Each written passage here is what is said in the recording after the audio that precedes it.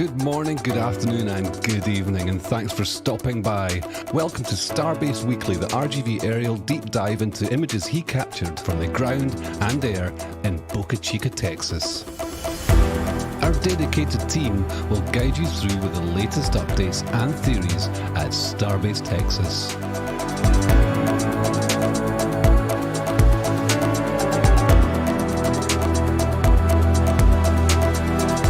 To the channel, be sure to hit the subscribe button and the bell icon for future streams.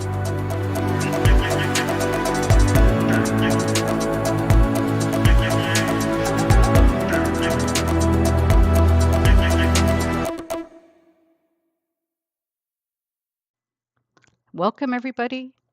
Welcome everybody to episode 49. We're excited to have you here.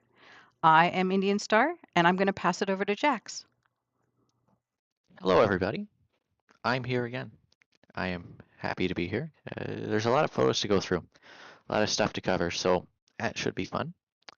So I'll pass it over to Thomas. Thank you, Jax. I'm glad to be here again. This is going to be amazing. There's so many photos, and it's exciting today. It's big. Grandpa Joe, I think, is with us. Grandpa Joe, you there?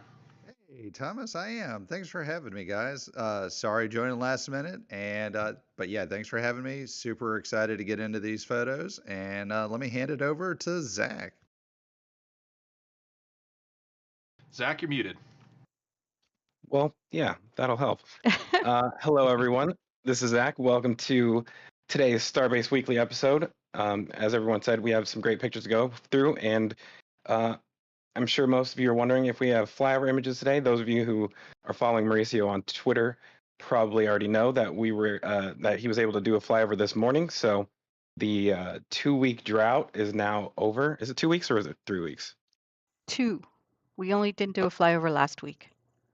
Yeah, about Well, two. it feels like a month. It does feel like a month. It was 2 weeks that felt like 3. So yeah, we are slowly uploading the pictures right now as the show is going on. So I'll just give you guys a little brief glimpse over here. Right now, I only have about 7 or I don't know. This is probably like 12 images. Every time I refresh, I get another few. So we'll be feeding those in as we go. And for that reason, we're going to start with the ground images as these continue to come in. And yeah, we have a lot to cover this week, as everyone has mentioned. So let's go ahead and swing right over to Massey's then and get the show started. Actually, this week we're going to show some of the actual video footage of Mauricio flying his drone out to the site, which is really awesome. So you guys can actually see the how far away he normally starts from. Actually, you can't really see the takeoff location very well in this, but we do have some images this week that show exactly how far away Massey's is from the production site, since we get a lot of questions regarding that. So we will touch on that this week. But yeah, this is really awesome getting to see the surroundings of Massey's, kind of how like remote it is. It's like a little prison island, you know? Very secluded. Isn't that where the nose cone jail is anyway? Yeah, Raptor Prison. Yeah, we're excited for the changes that are happening at Massey's. Every time we come here, there's new stuff happening. And as you guys can tell, it's been raining a ton, so everything is super green out here right now. But with that, I'll move on to the other view that we have of Massey's, which is basically starting from the backside and moving our way up to the front. Wow. I see they've installed several pools. Yeah, the weather this week has been pretty rough. Yeah, to say the least. I see Joey Bag of Donuts in the chat comparing it to Alcatraz. Joey Bag of Donuts. Well, this one might have alligators, or yeah. Definitely not crocodiles. Yeah, those are Australian only. But yeah, this is a really amazing view that Mauricio gets us every week that he can. It's really neat because you can see that they have, looks like, another air gas vaporizer just to the right of the tanks that is going to be installed to the left of the tanks. That would be this right here. Yeah. Is this the pad for it? I don't think that's the pad for it. I think that's just what it came on or something along those lines that it's been put on its side. Yeah, this is really cool, like orbiting this orbit view. I noticed that these tanks over here seem to be fully hooked up now. At least the third one, sorry, that was the one that was missing. From this angle, it appears that it's fully hooked up. But we're going to go into some imagery here soon.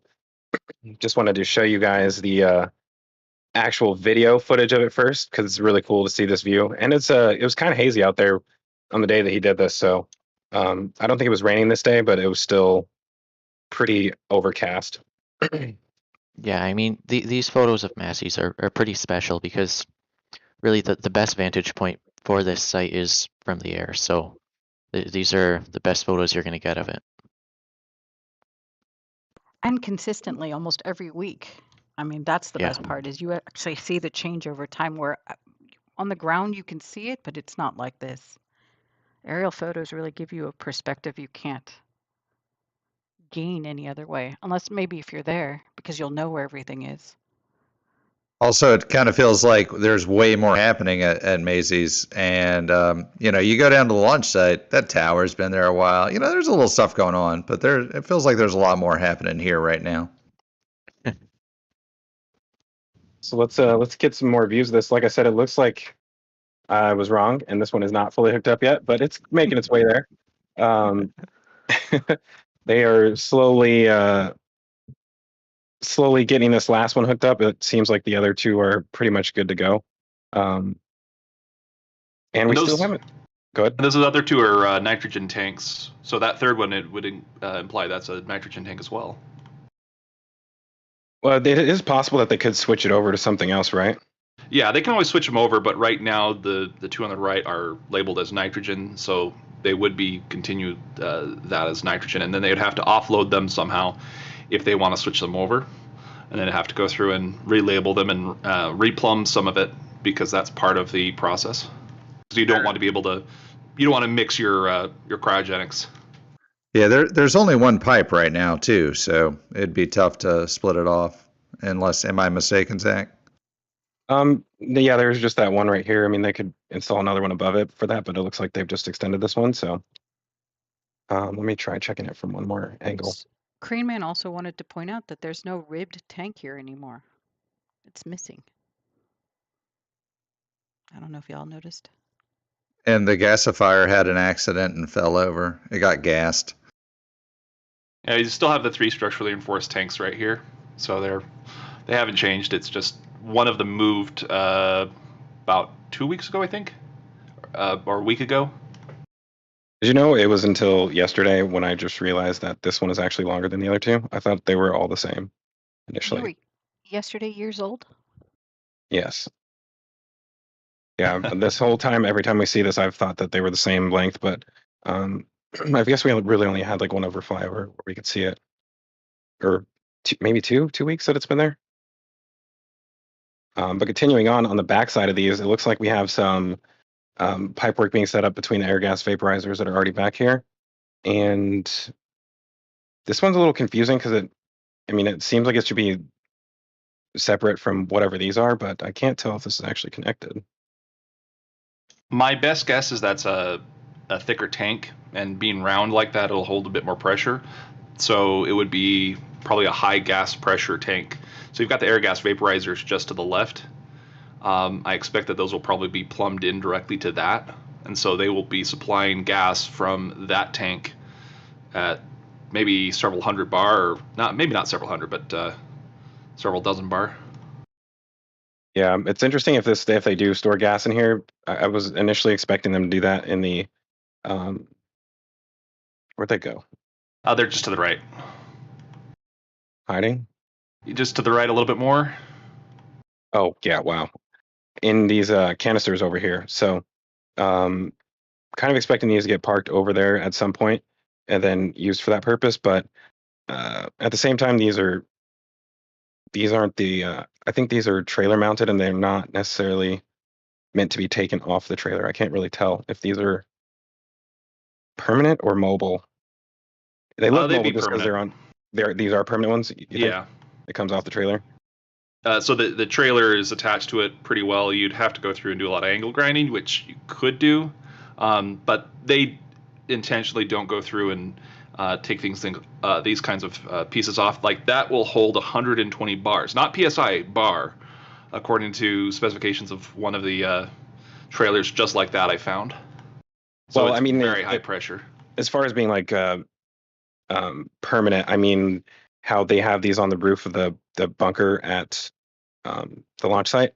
So those were delivered similar to this, and they were just taken off and put on the roof. Well, they were already detached from the trailer itself, so those were separate, intended to be like put on the top of the bunker. Okay, so you think this is meant to stay on the trailer? Yeah. Okay, cool. And it's pretty easy to move the trailer around, so you can bring it out back or in the front, wherever you need it to go. It'll be useful. As a man from Louisiana, let me say, a lot of trailers get parked and they just stay there forever. Yeah, that's definitely true. Hey, I mean, at SpaceX though, things seem to be moving around a lot more, and they're not really just parking things and leaving it there as much as they were in the past. Well, except back here in this area. But we got some new stuff happening back here as well. So let's go ahead and slide over there. This is actually moving in reverse, but we'll make our way over there. So we touch on this area every week, and we're kind of expecting to see concrete here at some point soon, but that hasn't happened yet. I'm imagining all of the rain that they've had probably made whatever they wanted to do here this week a little bit more difficult, because it looks mostly the same. But there are a few things out here that I've noticed. So for one, we have this paneling right here, which appears to be cladding for the tower. So there's two pieces right here, which are very similar to, let me see if I can find some comparable ones really quick. So while you're looking, I don't want to sound disappointed, but I hope I'm not alone. I was expecting something a little jazzier with the paneling. I was thinking like it'd be like a grating or, I don't know, Tron or something. No, it's just sheet metal. Hold off your expectations. I think that will still have grading of some sort or be different from these panels for the future. So these ones are just for the lower sections, I believe, of the integration tower. There's no indications that they're replacing the upper ones yet. Yeah, because we know they only replaced with those thicker mounting tabs on the bottom 3 or so levels. Oh. So they might end up using lighter cladding on the areas that aren't going to be as directly hit by the engines. Yeah, those lower areas are going to be taking the most heat for the longest time, too. So I'm also still hoping for the Tron look, but that's after you do everything else. And that'll be nice. I miss when they had the LED light strip on the OLM. I do around too. the walkway. I like that a lot. Sorry, I had to step away for 1 second. They'll need to better secure it in the future. So the one that we were seeing at the Massey site is similar to this one on the ground, which is actually a one of the side pieces for the tower. So I'm just going to show that really quick, and then we'll move back over there. Let me just grab a good image of the tower.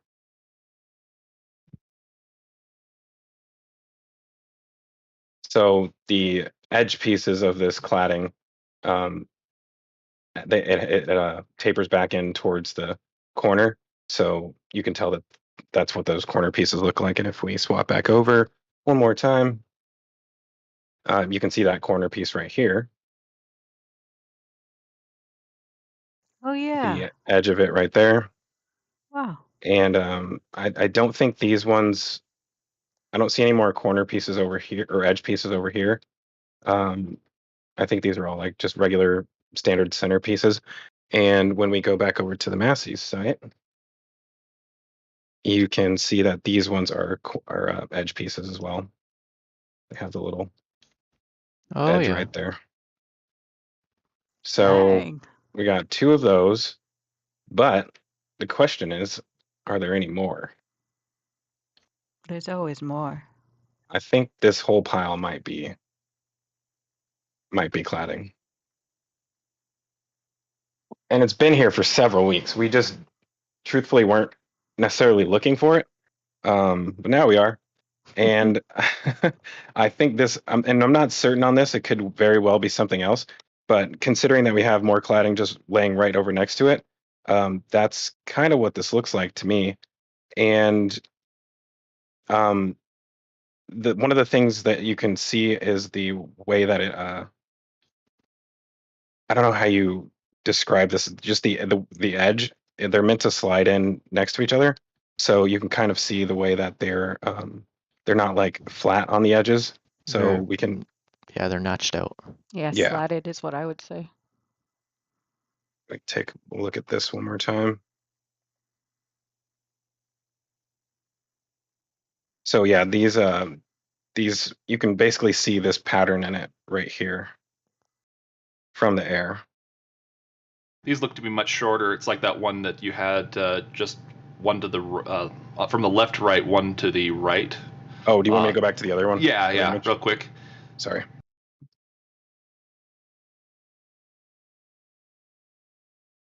Yeah, so if you zoom in on that one, it's like those the 2 on the left. Really, that's kind of what they look like. Not that one. Sorry, just These 2. those 2. Yeah. Yeah, because they're a lot thinner. Is that what you meant? Yeah. Okay. Yeah. It's just I think that these ones are structurally more reinforced, taking more blast than the ones over at Massey's. You think this is enough to get us to the top of the tower? This pile? Probably not. Or at least just this side of the tower. Good point. If they just did that one side. Well, here's the other thing. There's more down here, Oh my. but I don't know if that's what it is. Well, it's graded. It's got perforations in it. And Okay. I'm hoping that's not I'm hoping that this is not what I think what we think it is. I mean, this does look like it's laying on its side though. The strangest part is that it has more slots basically for connecting. It's like there's 4 instead of just the 2. Yeah, they're smaller and more dense. But they're sideways, I think. I think they might be sideways. I'm counting 8 panels per bundle. And how many bundles overall do we have? Oh yeah, I see what you're saying. They're sideways. Wait, I got 1, 9. Yeah, 9. And then there's 4 here. So 6, And 7, 8, 9, 10, 11, 12, 13, 14, 15, 16, 17, 18. So 18 times 9, whatever that is. I'm not going to do that math. 162. Nice. and it takes 4 panels or 5 panels per tower segment side. Does it? Hold on. Let's look at that again. I God, mean, I love having all these pictures. well, they would probably, I imagine the corner pieces, I wonder if it'll stay as 4 in the middle, 2 on the edges like this. I have a feeling it might. Still looking at the Oh, Massey's. whoops. Sorry about that. I forgot to switch back over. When you said this, I'm like, nope. He's looking somewhere else. So the so it looks like it's 2 edges and then 3 middle center pieces. I have a feeling they'll continue that all the way up, but I guess I could see it being 6 in a corner, but I feel like it's probably more stable when it's longer like this on the edges.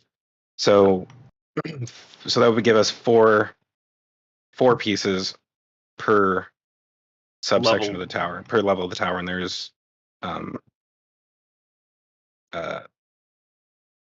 18 of them. If there's 18 hold levels, on. then that'd Sorry, be no, 72. 27. There's 27. There's 27 on each side, right? If it's 27, it'd be 108 panels that we would require. So we still have extras. Interesting. Sounds like we're good. Oh, we forgot that the bottom 3 Just- levels are taken away. Well, it's just this one side we're talking about. Let's say, so we can cover this entire side. Now, if you really look at it and divide it between the two sides, then you're looking at just half of that. So you have tower on 50, both sides. yeah, 54. 54 of these panels on each side. They're not all the Completely same covered. size, though. The two on the ends are thicker, right? They're wider than the ones in the middle, the four in the middle. Right, we're just talking about the 4 in the middle. So Okay. the other ones don't really fit that well with the system we have here. If it's going to be the same, if it's going to be, let's see here. Let's call it, instead of 4, you could call it 6 panels. Does that look about right? No, that's not 6. That's more There's like, four. it'd be Four like in the 7 middle. panels. What? No, I'm just counting it by 2. Okay, so then it'd be four on either end. Each one of the thick ones are double the size of the thinner ones they look like.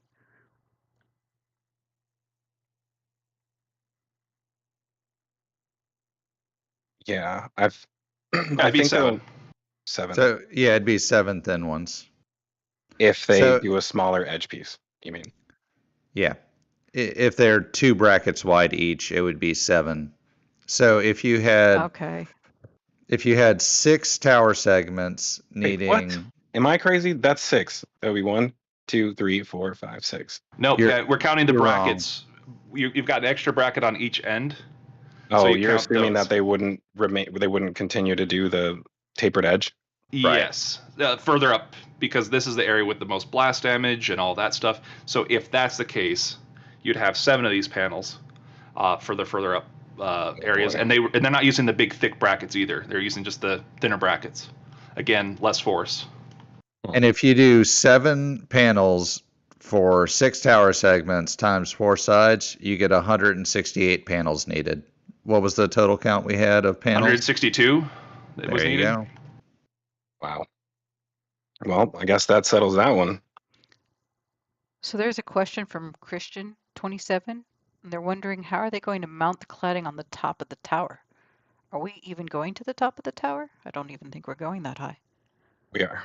Yes, Let's go on and the you top. just use a crane. Yeah, you can use a crane. I have a feeling that they may potentially do something. They may do it in a weird way where they are like winching them up to the top or something like that. Because I mean, the crane should get them most of the way up the tower, but it won't get them too far past the QD. So I wouldn't be surprised if they're placing them in the tower and then lifting them up using chain hoist or something like that. Yeah, they're heavy for a person to lift, but not too terribly heavy for a chain winch. Oh, think- hold up. Actually, we have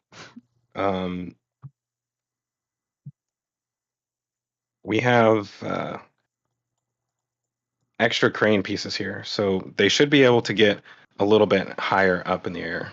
Not much higher, but they got 2 extension pieces, so they can extend the SpaceX crane just a little bit. I thought they had one more, and it's like missing.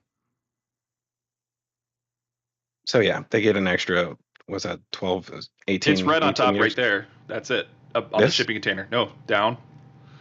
There. This? Yeah, so you can use that as well with the rest of the system. Really? I think this is Yeah. part of a different crane. I thought it was a not a jib extension, but a part that it inserts it in between objects, so it's like a counterweighted system, I think. Oh, that is what it looks like. The sliding counterweight thing. Mm-hmm. Yeah, and then we have, so this is a main boom, and this is the jib right here. And there's another piece just to the left as well. So it's the yellow pieces, I think, go with it. For this. 'Cause no, that one allows you to get it closer in between the building. Like if you need to put something inside of the integration tower, this is how you can slide it in. Oh, it's like a smaller piece that like connects onto the end of the. It hangs below the entire system. Interesting. It's a counter lever. Be nice if we could pull up an example of that, just for those who don't know what that looks like, because that might help me as well too. If we happen to find one of those, we will show it to you all here shortly. In the meantime, I will switch us back over to Massey's.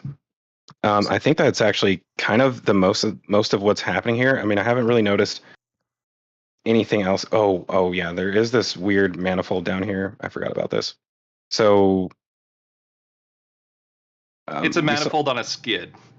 Yeah, and this is similar to what I think is inside of the fluids bunker, although the one inside there is much larger.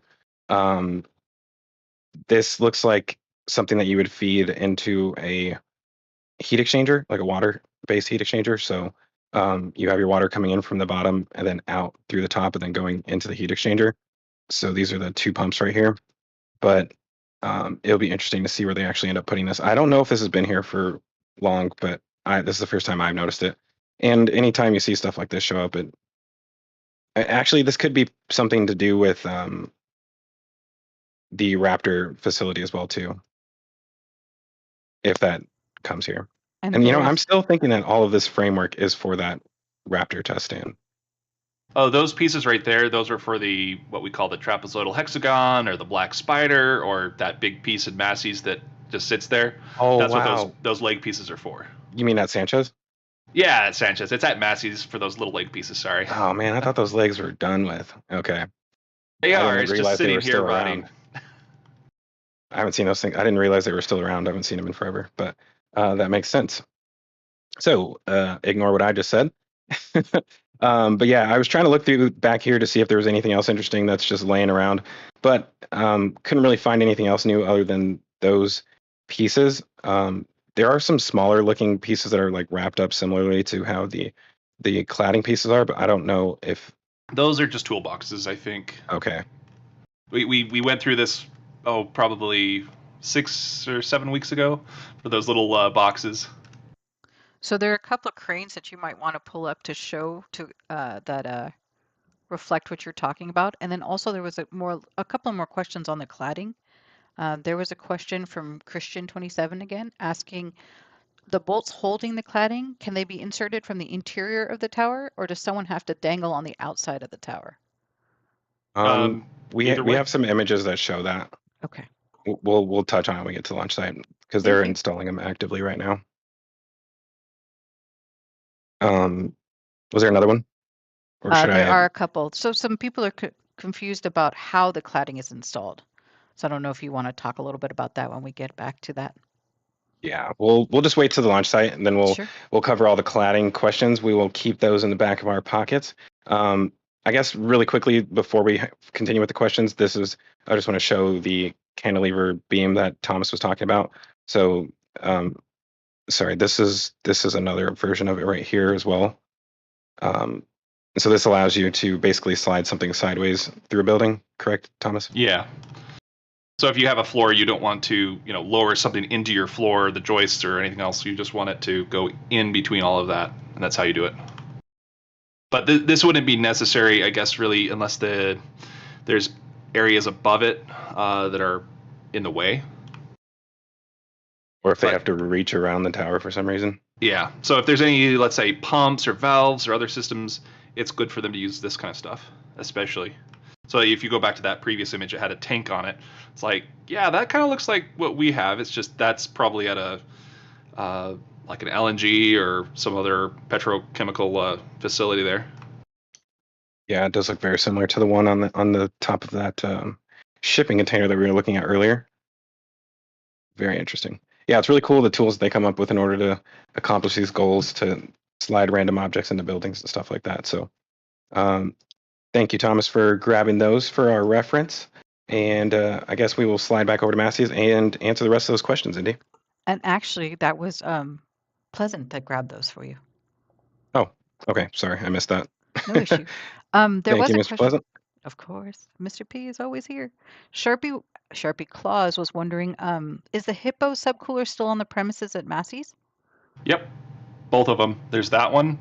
And then just to the left, next to those aqua colored pipes, just to the right of the aqua colored pipes is the black one. Nice. Do we know how thick the cladding is? Rocketman is curious. Oh, OLM pieces right next to it. I didn't notice those until just now. Oh yeah. I know they've been floating around, but there they are. There's less of them. I don't know where the rest of them went, but thickness of cladding, we do not know yet. Okay.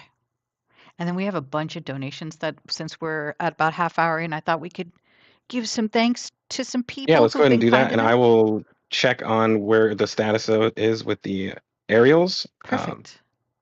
while you do that. Sounds like a plan. So first off, we want to thank 55 Chevy Guy who started this $10 donation train and says, let's start a donation train to support the RGV aerial photography expenses. Then Joey Bag of Donuts came in and with $10 and said, Escape from Alcatraz Fund. Todd Burnell also joined in the fun and says, thanks, Mauricio, for going the extra mile and getting a flight in this morning. We really appreciate it. We can't wait to see them. And choo, choo, choo, let's go. James Wilson also donated $10 and says, let's keep the train moving and hit that like.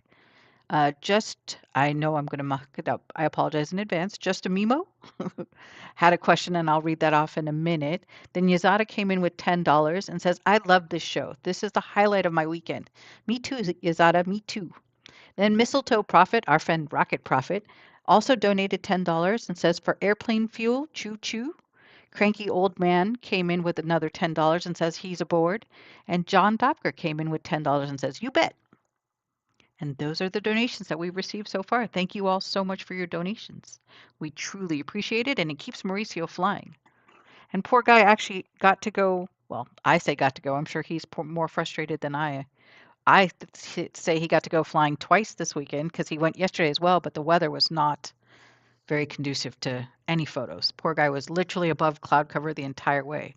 So luckily he literally pulled his big boy pants up and went again this weekend, went again today, and came back with these amazing photos for us and tons of them. I can't wait to see them all. Well, with that, let's hop over to the Sanchez site. I'm gonna go through these using a Google Drive instead of downloading them like I normally do, just because it'll probably be easier for us since they're still coming in. So yeah, we have some interesting developments at the Sanchez site since we haven't been able to see it in quite a while. One of the first things we're noticing, and this is like basically right as you're approaching the facility, this back corner of the site, which we've been looking at for the last few weeks from the ground angle, we can finally see from the air, and it looks like they got themselves. I was honestly thinking this whole area was possibly concrete now, but it's interesting to see that that's not the case. But we definitely have a whole pad right here, and it's filled up with United Rentals equipment. So we got even more of it back here, which we were kind of expecting. Oh, there's a bunch of scissor lifts back here. They don't even look like scissor lifts from this height. But yeah, we have a bunch of that back here, and it seems like this is just a, would you say, additional storage from the service location, Thomas? Yeah, the one behind the tracking station. The funny thing is it's either this is all the stuff that needs to be serviced, or this is all the stuff that has just been serviced. Either way, it's a lot of stuff that they're accumulating here, and they're going to put probably more concrete in. I think you're right about that. It's just right now it's just that small pad, and slowly they're going to creep out with the concrete, just like they did over at the tracking station. So United Rentals, they went through and did a lot of concrete over there as well. Figure we might as well check in over there and see if we can. Is this it right here? I believe it is. Oh, it's cleared out. Ooh. Nice. And just so you all know, this is going to be one of those rare times where we're actually reviewing images for the first time with you guys. We have not seen any of these aerials yet, so it's going to be a lot of distractions, oohs and ahs, and shiny objects for us. So we apologize in advance for the attention deficit disorder that we're going to go through right now. But as long as we life. go back to the original set, we will will be full circle. So these images were taken just what, an hour or two ago? Yeah. So these are from this morning, and all of that United Rentals equipment has been moved over. So I'm wondering if they're going to move their little shed here. And I think there was more shipping containers here last week, maybe. I think there was more shipping, like a shipping container wall right here. But it looks like all of that stuff is getting moved to Sanchez. So maybe SpaceX wants their area back for this ground tracking station. I'll go back over to that Sanchez picture. It's really weird going through them this way. Here we go. Yeah, so this is pretty much everything that was in there, and it looks like this was the shipping container that I think was previously over at that site as well too. So I have a feeling they may bring the rest of them over here so that all their tools and whatnot are accessible while they're working on these, and that would give them a much larger yard. Um, all in all, matter of fact, now that I think about it, it would make sense for this to be the actual storage yard and them to actually build a small structure on this. That could even be a tent or something like that, a small tent that they set up over here just so that they have a larger indoor space when they're working on equipment. And obviously that wouldn't be that large because this isn't really that big of a pad, but at least a place for them to like store their tools or something like that, since it seems like they're not um, really exactly extending this pad yet. And this doesn't look like this looks like the bottom of a structure, not um, Not just just a standard. concrete pad. Yeah, exactly. By the way, we should thank our sponsor this week, United Rentals. You can get great equipment there for all needs. No, they're not sponsoring us. Yes, we wish they would. Wouldn't that be fun? Wait, how much do you need? I know a guy. Hey, if you know a guy, let us know. So we got these flame diverter pads, which look really cool from the air now. This is the first we've been waiting to see these, and for a while they disappeared on us, but they've finally returned and they've been fully painted. They still all look a slightly different shade of greenish blue. Hold off on that. It's only the one on the right that's been painted so far. The three or the five on the left have been done their primer or whatever the undercoat is, and the finishing paint is the one on the right. Well, that one actually looks worse. Well, it's not done.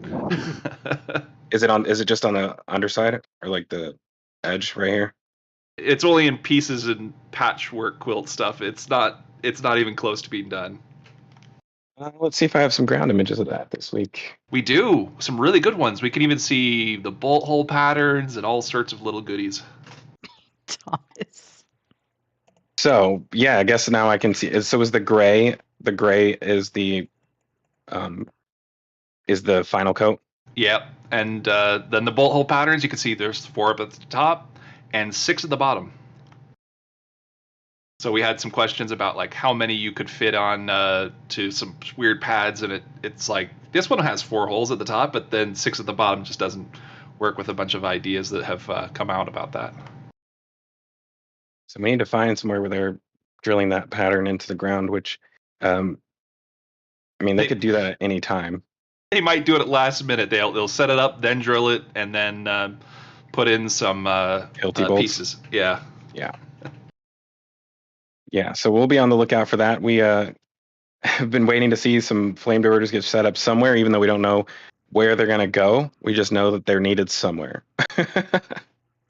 It's more like a blast diverter is what I would call it, because it's going to be it's the not jet blast, but equivalent of that is what these are similar to, but they're really odd in how short they are.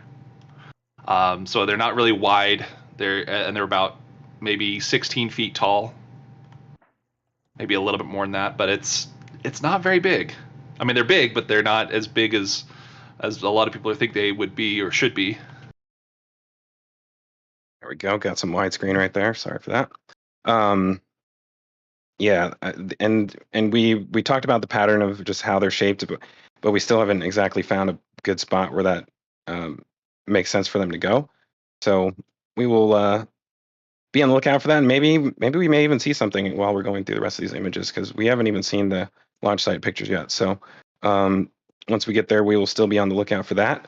But in the meantime, looking through the rest of the stuff up here, I don't really see anything else new in this general area other than these were previously here and wrapped up, and this looks actually kind of new to me. It looks like a crane, a gantry crane piece almost, and we do have a picture of that from the ground. I have no idea what it is though. Maybe we'll get some more clues when we look at this from the ground. Which direction was that?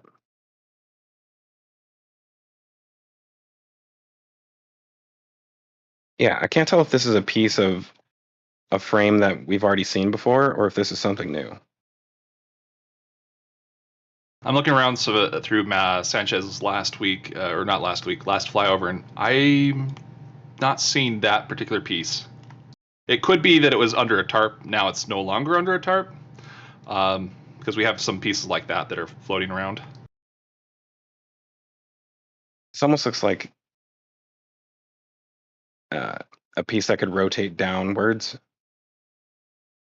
like if it was like an extendable platform and flip downwards, you know? Just spitballing here. Yeah, I just see those top pieces as pivoting, and then the piece at the that is touching the bottom. You can see that the left side and the far right side that are orange, they're going to weld additional elements to it. Oh, like right here? Like that could be, but that definitely looks like they're going to weld something to it. That's why you would leave it unpainted like that.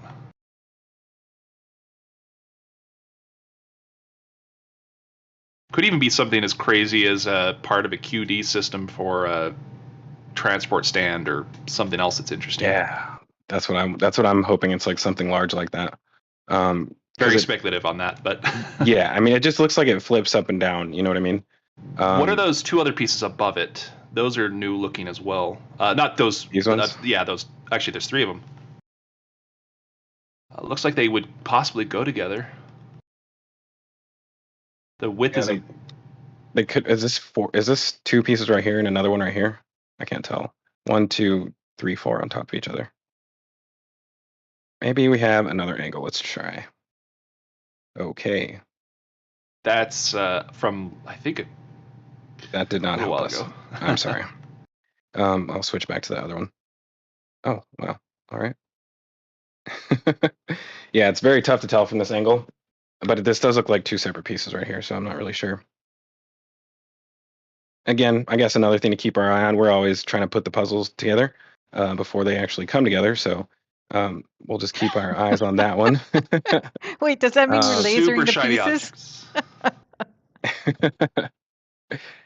Let me back out of this really quick so I can see if we have a better angle showing the full site. So there is a question, and it's probably a question that you've answered already by the fact that we keep talking about it.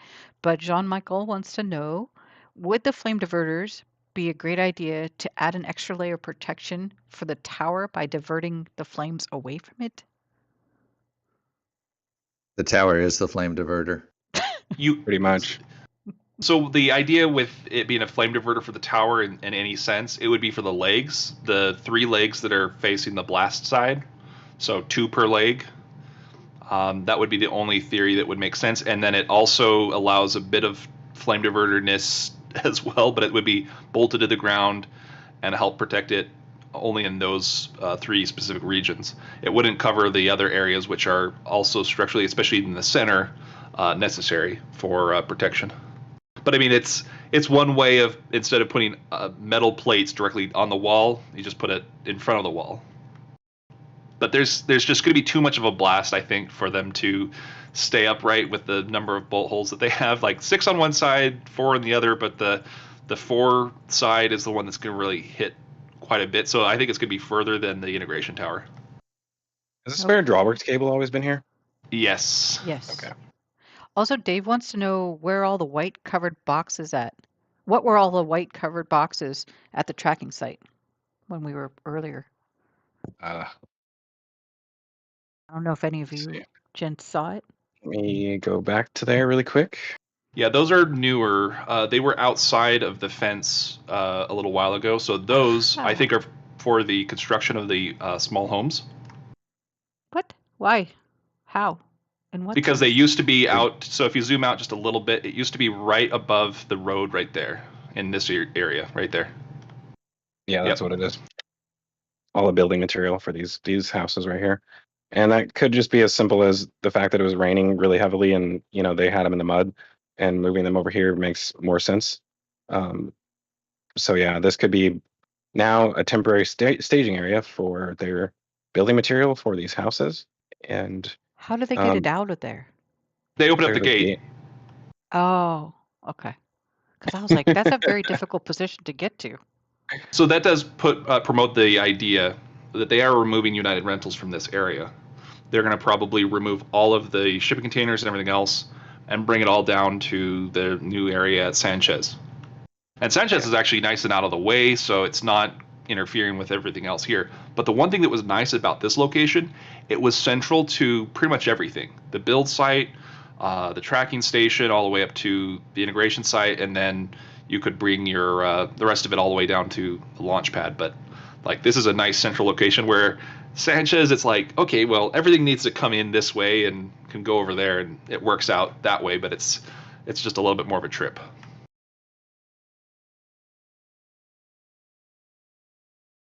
We've seen plenty of these guys driving the boom lifts on up Highway and down 4. the road.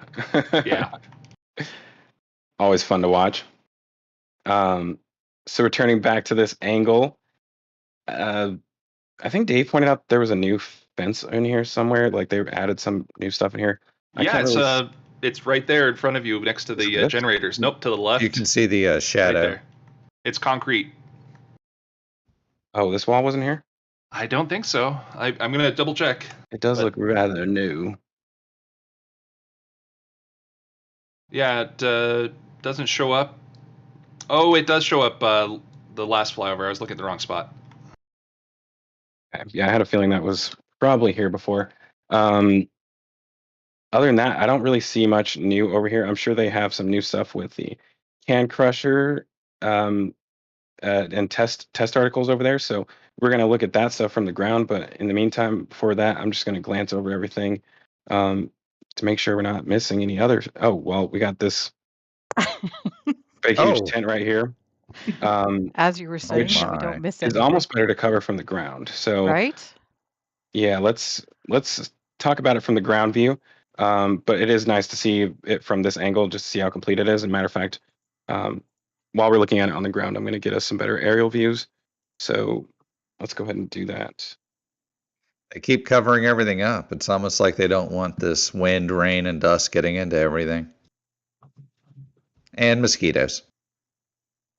That's for sure. And I don't know how you don't have wind and dust and rain when you have tents. Well, they won't soon out here, at least inside the building. Looks like we have the end caps that are finally placed on it. And this is kind of crazy because it feels like we're inside of it from this angle. But you can see the end caps right here, or the, I guess this would be the end cap, but this has the vertical connectors for the walls that are going to go here. And they still have just a little bit more to do as far as that paneling in the center. But other than that, they're getting very, very close on this. Mostly it's just that little bit of insulation and then the final paneling. And they will be done with the major part of the structure. And then you just said the ends are, the end walls are the last bits. If you look at the braces there, you could almost tell how high the door would be to get in there. So I'm kind of interested to see what the lowest brace, what level that's at. Oh, just scroll through each one of these images. Yeah, keep going to the right. On this one really quick, because this is a very interesting that I noticed over here. So obviously there's the entranceway right here, but I have a feeling that this may be potentially a future loading dock. There's a lot of power distribution out this area, so it's probably closer to air and area handling it as well as like electrical power coming through there. So I did see some other holes on the side of this. I guess they were on the inside, maybe. Let's take a look at the side of it. Oh, wow.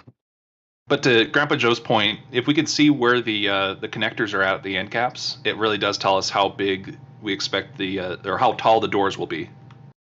Wait, we would have to see those from the air, right? No. It's just any of these side profile views. You could see like that one right there. But if there's any on the sides, those would also be good indicators. And I don't see any, so they're going to have to add them on later. The ones on the back seem to have been done already. But that door might be at a different height than the front door. Or is there a door in the back at all? Is another question. Let's check that really quick. One thing I did want to point out is these penetrations through here. So these look very similar to the ones that are on the other tents where the HVAC comes through. And so if that's the case, well, the other tents I believe they go straight up first before they start curving in. And so they're actually really nice to sit the shipping containers against, but I don't know if they'll do the same thing here. But it would make sense because the shipping containers on the other tents, the 3 mushroom tents, actually would just be nice to just transfer over here, and it's not like they have to bring anything new. So I'm kind of wondering if we'll see that happen, but they already have, it looks like a rack for all of their electrical utilities that are going to go up here, which is also interesting. I don't think I see this extending all the way through the building.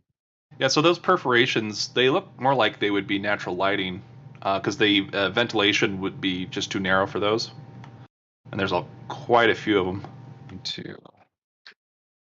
tough to see all But yeah, of if them you at the could, same time. But the ones you just looked at the end, they look pretty nice fit and finish. Like it's a clear plexiglass or something, and they will have to do something on the other side, but it would be what appears to be for natural lighting. Isn't that what this appears for? That's there for natural lighting as well.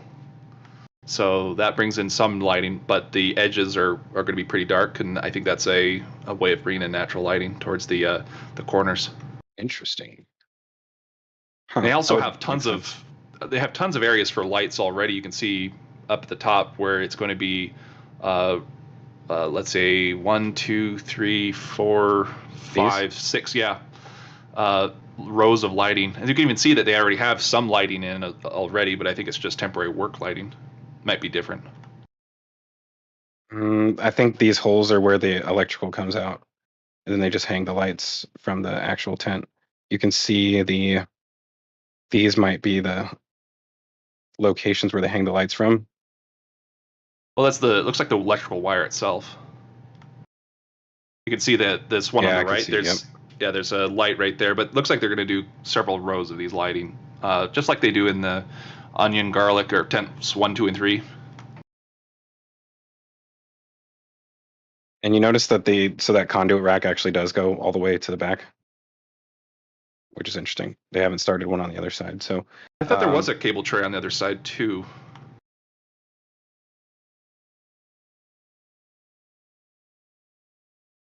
A little too high. Yeah, that's weird. Oh wait. No, there's a couple there. Yeah. Okay. Well, that'll be interesting to see what they end up doing in here then. I thought that was going to give us a clue to what's going to happen on either side of this, but not yet.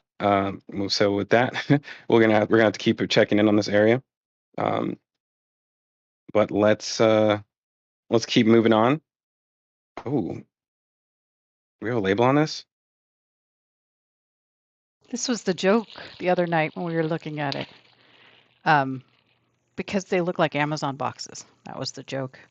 I think they literally are Amazon boxes. Go to the left. I think it says something like that they're not, because that is an upside down little arrow smile thing that Amazon would have, and the writing is underneath it. It would be the other way. Could be old Amazon product. Overstock. Yeah. Well, hopefully we'll get a label on that at some point, and or they'll actually open one of them up and we'll be able to see what's in there. But it's probably something to do with the inside of that building, if I had to guess. But whatever it is, there's a lot of it. So we're going to have to keep an eye on that. And now it looks like we're moving over to the test tank area, which is Jax with us? I am. I most certainly am. So, so I guess let's talk about this, our friend here in front of us. This is Booster 6, the infamous Booster 6. And it just finished testing recently. If you recall from last week, it had a skirt section placed on top, which Mauricio has a photo of where that is now in the ground shots, but we'll look at that in a second. So yeah, they can crushed this, pressed down on it, and it was to test out sort of the inner stage on the booster side and that connection point between the ship and the booster From what we can tell, it went well. There's no visible buckling or stringers breaking off or anything. But of course, we don't know the whole story from their strain gauges and whatnot. But yeah, that's a promising one to see, a successful can crusher test. So, Jax, the can crusher test, was that on to test the booster or to test the inner stage? So I think, from what I can tell, it was more of the booster side. That's from what I can tell. But obviously we can't know 100% for sure. Yeah, I know we were talking the other night about the whole inner stage and the section above and just all the ramifications of that. Little dents, little weld buckling problems. No big deal. Yeah, I think we'll take a look at that at the launch site. Well, there's also some other good news on that one. It's in the additional ground picks to that. But they do have the test stage over what would be the former scrapyard. I'm not sure if it's still a scrapyard, but Yeah, that's where I was gonna go. So they did Let me move that. it's over there. They did end up moving that skirt over to the scrapyard, What's this? Still waiting presumably. for the rocket garden to become the new scrapyard. Hush your mouth. Got us over there. It's It's just in a the lamp. scrapyard right here. Yeah. So yeah, with this in the scrapyard now, presumably they'll cut it up and get rid of it. You can see it's fallen friend off to the side. to the right. Just to the right. It's just Oh, taking wow. Oh, a is that nap. from this? Literally fallen friend. I think that's just I don't know, some random one, but yikes. It doesn't look But like it's yeah. ever been welded to anything. It almost just looks like a strip of, or like a The end of the single ring roll. section. Yeah. Yeah, Well, it they'll should pick just it be a up. single. They'll pick it up and they'll just put it down sideways, and then they start like scrapping it from there. It's Oh, really yeah. easy to get it to be flat when it weighs that much. They are 4 millimeters thick, which is like 3 pennies, so it's pretty thick. But then it's heavy, and you have to just let its own weight collapse under it. So this is why you have pressurization for all of the vehicles. That's what kind of holds them up. Yeah, exactly. And yeah, just whack it with a telehandler a few times, and actually, right here in front, you can see that's the murderer right there. There. He just picks up the ring, drops it, and then starts smashing it, and so sad. Wonder if this is where SpaceX does like initiation for their new employees to start off, Wow. Scrapping stuff. They have to kill a booster piece or a ship piece? Yeah, it's a good way to That's how you get jumped start in your the career gang? at SpaceX. Hey, somebody's got to do it if SpaceX isn't. Yeah, we got and so Jax, are they building another the second version of this, right? They are. That's the one that's there is a new test tank in the wide bay that it's going to be testing some different stuff. As far as we're aware, that's going to be verification of like Ship 24's structure. Because really, what we're seeing right now is they're just throwing everything on the can crusher, making sure it's all going to survive max Q, things like that. So we're probably going to see after that more and more parts go on. So this is what we're talking about now. the new one. Yeah, this is the brand new test tank, which You call this what, 13? we're calling it 13 just because it's the 13th. It moved back into the wide bay maybe a week or so ago. I wonder if it was because of the rain or something, just to keep it covered. But yeah, it actually just moved back out into the ring yard about 20 minutes ago. So. Oh really? It's Yeah. back outside. Now, one thing I do want to cover in this photo is if you scroll in just to the bottom of booster 9, if you zoom in all the way right there, you can just barely make out the slot. Wait, no, I got to get a better angle on that. I don't know if do we have one? I was looking, I didn't see one. That might be the best we have. It's right here. Wait, is it right here? That's it right there. So that is the slot for the alignment pin on the transport stand and OLM. Say what? Yeah, So, they have a new one on there. We may have another angle from Starship Gazer. I'm sure he wouldn't mind if we show it if we are able to find that. I think he had a tweet for that as well too, if we can find that, because it's really cool to show what that looks like. Because it's very, it's just out of view right here. yeah, but at the very least, this tells us that their solution for not having HPUs is just going to be longer pins. So that's cool. Interesting to Jack, note though that they haven't begun to actually like throw any of the new like a new stabilizer pins. We really still only have one as far as we know, one set, and down here is the bracket that it mounts to. So they still have not gotten another set yet, from what we can tell. Yeah. Jack's And I Well, mean, the current pins on the transport stands, you can extend it without much work. It's just a square tubing with a plate on both ends, and it bolts directly into the current system that you just replace that into the middle of it. It's already been designed into the transport stand alignment pins. The only problem is that you can't extend from one transport stand to the other. well, I think What I'm saying is they only have one pair. the main Yes.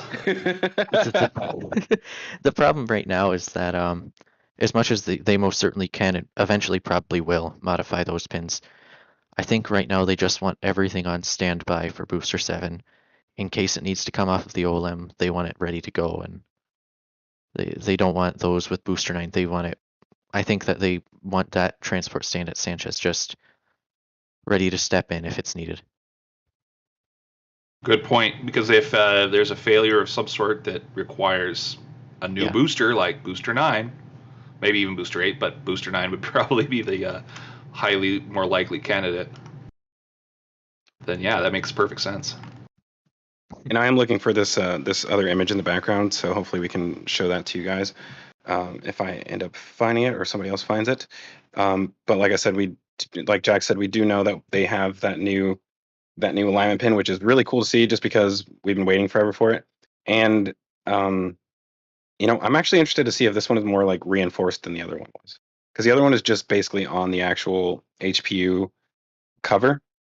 But there was never anything behind it. So like if you, I don't know, like stabbed the booster with the stabilizer pin, there was nothing to stop it from puncturing through as far as what it looks like. stabbed the booster with a stabilizer pin? Wow. Yeah, like if you pushed it in too much and I feel like it would crush it instead of actually having a hard stop behind it that would stop it from crushing, essentially. That makes sense. But Quick question on this angle that we're looking in. Is this from the mudflats direction? yes. Can you zoom out? Okay, because if that's the case, we might have a sneak peek at just that on the newest flyover picture, 3067. Yes, let's throw those in here. I was gonna download them here in a second, but I can tell that they're actually still uploading, so I'm not gonna do that yet. 3067. Yep. So you can see clearly into high bay and wide bay. There's a couple other shots in that same area, but they're at higher elevations.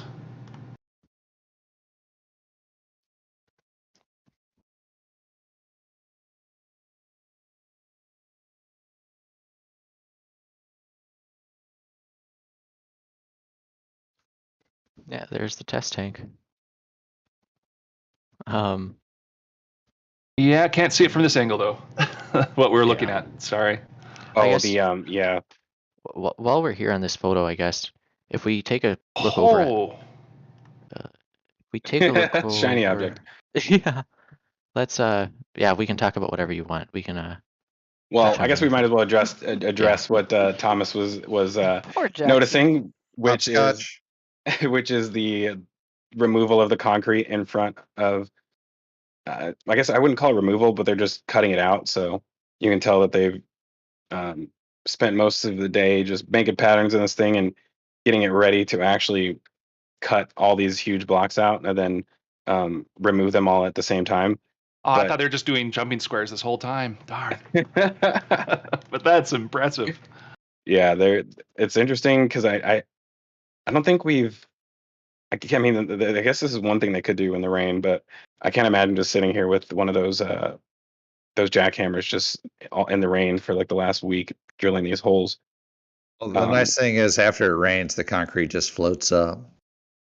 Hey, that actually could be kind of cool. I think they would need to run a saw through this because it doesn't look like they've done that yet. But yeah, I mean, it appears that they're going to cut all of this out and then, extend this pad out because you can tell that it's not level yet. They haven't reinforced any of this part yet. So Wait. Hear me out. Static fire. where? Oh, just anywhere you need concrete removed. Oh.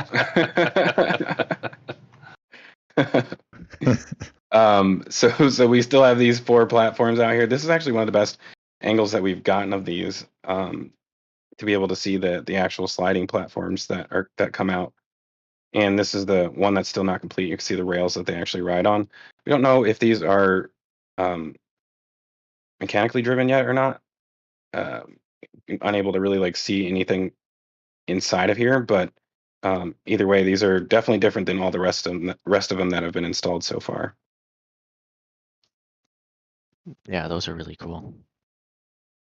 And Jax, you wanted to mention something else. Oh, like, hey, these are no, these are not for Marvin. No, those are smaller. Yeah. So there was another object out here that you wanted to touch on, and I'm gonna maybe download these in the background right now. So if we can possibly switch to ground pictures, that would be better, but up to you. Well, if we can just touch on this one photo for a quick second. Just this morning, Ship 26's nose cone moved to the high bay. So anticipate that we're going to see Ship 26 born and very soon. So there's 3 ship sections there's 24. Sorry, not 24. 25. What is this one? 26. And then there's more 26 inside, behind Ship 25. And so they moved another nose cone in here? So they moved like this. These flyover photos are so fresh that this probably happened 2 hours before Mauricio took the photos. So that nose cone we can see. Oh, okay, that is the new nose cone. That is the brand new. That is the okay. Yeah, that's why this is a bit different compared to normal because everything's brand new. Wait, back up. We have a new nose cone, not a new nose cone, but just the new to the high bay, I guess. Oh, gotcha. Yeah, I was like, yeah, 26 just moved in there. I saw. Yeah, so I guess we'll probably see Ship 26 fully stacked. I'd imagine within the next week or so. But what does it mean? Oh, yeah. Let's not. Yeah, moving on. So in the high bay here, we have Ship 25, which is going to be going through some of the same reconfigurations Ship 24 is, if they're going to beef it up and test it out. So I don't know if y'all want to cover that now or whenever we get to 24. That might be fun to wait a minute. Hold on, I'm switching over to this really quick. I'm going to download these aerials while we're doing this. We will touch on 24 a little bit at the launch site. There is a lot to kind of talk about there, so we're going to have to. Oh man, they're not all done. So I'm going to let that finish. Oh, we're working on the build site. We'll get to the launch site when we get to it. Yeah. I'm just glad they haven't welded the payload bay shut on 25 just yet. So yeah, Ship 25, it's having its engines installed. 3 centers, 3 RVACs. And it's pretty interesting because we all saw Ship 25 lifted over top of the engines about, it would have been a week and a half ago or something by now. And then it was lifted off about a few hours later. And presumably after that, the engines were taken out of the high bay and brought back to Tent 1 for some reason. We noticed that when they moved back to the high bay, they had the shielding plates pre-installed on them. So I almost wonder if they just forgot to install those the first time or something. It was a little bit confusing, but it should have all 6 engines underneath of it now. Interesting. Yeah. And they haven't had to remove them for any reason? Not that I know of. I mean, nothing crazy. everything seems to be going well with 25 here. I mean, just gotta paint it and maybe, I don't know, put some satellites in it. Let's do it. So Jax, whenever 25 is being has its methane tank open, do they have to support it from the bridge crane, or do they do that anyway? A methane tank. Well, this is the Payload. cargo area. Yeah, the payload bay they can do without the crane. The methane tank, I think they do have to support it. That's what I thought. The LOX tank they do. The methane tank, I think they do. Yeah, the methane tank I mean, the payload obviously has a lot of support because it's supposed to be, unpressurized at times. But the methane tank seems to have the least amount of support while having a pretty good bit of weight on top of it. Yeah, and we know that the tanks on the ship do dent when they're unpressurized. I know. It's so scary, but they've been through so many ships that have dented that have still, well, they haven't flown in a minute. So I don't know if it's okay or not. Well, what I think is interesting is that with ship 26 and above, because I think what a lot of people don't kind of forget is that ship 26, before all of the weirdness happened with it, it was a new revision of the ships. Like it had pretty noticeable changes with it. And what they've done is just like the booster, they've put internal stringers into the tanks or into the LOX tank. So clearly, I think they don't like to have to support it with the crane, and they want to stop doing that. By the way, was that ship 27's common dome that we just saw in Midbay? Yeah. That is sweet. It's shiny. You can see wow. You can just see the header downcomer for the LOX tank on the back of it. Wait, Jack, where? Yeah, no, on the top side. Yeah, on the top of it. If you just move your Oh, this? Yeah. Oh, nice. Yeah. So is it going in like right now? Oh, that's just a little piece they have sticking out the top so they can weld parts together. So, Jack, I heard something that Ship 27's aft dome was going somewhere or had been repurposed for something. Did you hear that, or am I misremembering? So a little bit different. It was ship 28s. 28. And 28s went directly to that test tank we looked at earlier in the wide bay. But I think what should be made clear is that there's no need to worry about that. They do have a new aft section for ship 28, and it did have 28 written on it with marker. So that's cleared up. Doesn't seem like they're skipping any ships for the time being. Oh, good. So it's not going to be like the nose cone, or it will be like the nose cone where you have nose cone 32 going to ship 28 and aft section 31. Oh boy. Yeah, that's always a mess. And I guess one of the things that we should probably touch on is ship 29. That's a bit of a strange one. So Do we have any sections of it visible anywhere? In the ground photos, there's a photo of its nose cone out by 10-3. So ship 29 is a bit strange. The last time I was on the show here, I talked about how it was being a bit weird. It kind of seemed like they might not be putting tiles on it. And that is most certainly still holds up. But we've had its nose cone come outside, and it does have pins starting to be put onto it. I guess before I continue, I should talk about, this is pretty cool because we get to see how they apply the pins. So it looks like just down the center of the nose cone, you can see a straight line of pins.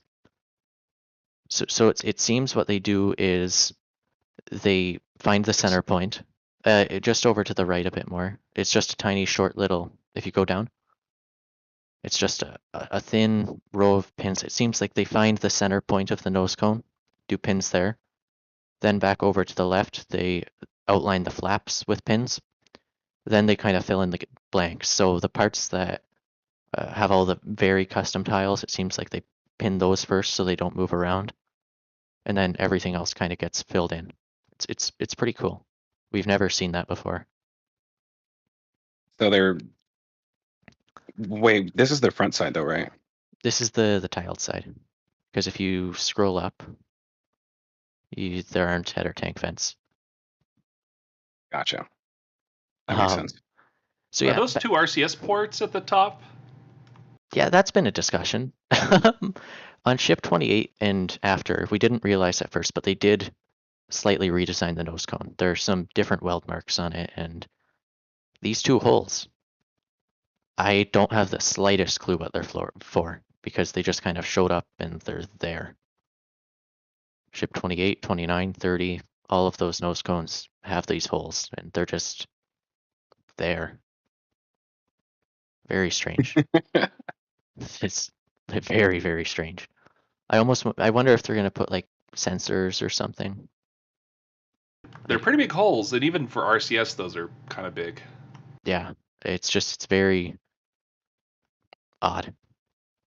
But yeah, it's a good looking nose cone. This has come outside, and I had mentioned that ship 29 might not have tiles. This kind of contradicts that, doesn't it? Putting pins onto the nose cone. But Hey, that's good news, though. Good news, right? I said good news. Well, it might be. I think what we're seeing here is either possibly something weird going on, or they're doing very large process changes, which is also pretty cool. Because what they did was they installed a PEZ dispenser, part of a PEZ dispenser, into the payload bay before they put pins on. Now that doesn't happen. If they put PEZ dispenser stuff and they start processing PEZ stuff before pins don't go on. That's happened with 26, 27, only 26 and 27. So if they're suddenly changing the processes on 29, it's a little bit strange. So and we noticed that the pieces they installed for the PEZ dispenser were very stripped down. They didn't have like actuators to like load up the sats, move everything around. They were just the structural elements. This has begged the question. I don't know if we have. I tweeted out about this maybe 2 weeks ago, that the nose cone cage could possibly, maybe, be preparing to be reassembled. There's an aerial photo over by the test tanks at Sanchez. If you wouldn't mind. Sanchez. Yeah, with the Yeah, we test kind of tanks. skipped over a little bit of Sanchez here. Yeah. Yeah, I'm sitting here downloading the aerials right now. So let's see. Let me switch over to this. Out over by the can crusher. By the can crusher. Let's see. Yeah, so the nose cone cage kind of had a long journey. We'll just kind of start out after they tested the nose cone. It was turned into a test stand to thrust ram a test tank. Then it was kind of abandoned. It sat here forever. If you look in the bottom right of this photo, you can see this white piece with a hexagonal cutout in the center. That is part of the nose cone cage that they took off of it. Oh, it must have been a year and a half ago now, at least. But it's come back over to the stand. Now, they haven't seen each other in so long, so it makes you wonder if they're putting these parts back together. We might see a nose go in the cage soon. And with these strange things with ship 29, maybe some of those 29 parts are going to go in the cage. It's just a theory for now. We aren't 100% sure, but it's something we're keeping an eye on because it's very odd and it's kind of exciting. I like the cage. Yeah, it'll be nice to actually see them do some testing on that again, because we haven't seen them test any of the new nose cone shapes, the new nose cone form, I guess you could call it. Yeah. And so, yeah, it'll be nice to see them actually do that. I kind of think it's one of those things that may be required before they get their launch license, but it may not actually be as important as some of the other tests that they also need to get concluded. But I got some of these pictures in the background for the aerials, so I just want to let you guys know that those are now available. I'm kind of organizing them as we go. So to go further into this here, while you're doing that, one thing that's interesting is that the nose cone that they tested last was basically for 12, and we're up to what, nose cone 30? We have up to nose cone 32 in Tent 3. Oh wow. Okay, Yeah, and we it's- haven't tested a nose cone yet, and it's a brand new style considering like it's the stretch form pieces. It's completely different. It's supposed to be stronger the way they've done it, but it's still a good test to say, well, how much more can you take off? Because they made it thinner as well. That was another piece that was a big difference between nose cone 12 and well, nose cone 32 that they currently have. Yeah, it's pretty crazy. It's a risky move leaving it until this late because they have a lot of nose cones. But I'd imagine that it. Well, I hope it goes well. I'm confident that they're confident. So I wouldn't put it past them to put this in, let's say, this particular piece over, move it all the way over to the production site.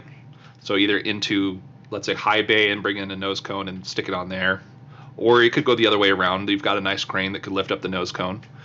So they bring the nose cone here and then stack everything together here to keep out of the way of production. Yeah, I mean there are a bunch of ways they could do this, and of course right now we can't say for certain that it's going to happen, but I think right now it's more likely than it has been in a very long time that we're going to see a nose cone get jailed up and torn apart from the inside out. But as we're looking at it, it's like these chess pieces are moving and something's going on here. Yeah. And it'll all probably happen over at Massey's, and we'll just see the wreckage afterwards if Mauricio times are right. Well, Grandpa Joe, you and Philakid and myself, we were the only people to see nose cone number 12 be tested on the nose cone. I know, that was so awesome, man. That thing was pinging. God, that was scary. Well, like there's a big dent that just forms, and we're like, "What was that?" And we're looking at ship 15 that's going to fly the next day, and we're like looking at it, going, "What's wrong with it? There's something that's just crinkled." And we looked over the nose cone, and there's a big old dent. Oh yeah, we thought it was 15, then it turned out it was the nose cone jail, just pulling as hard as it could.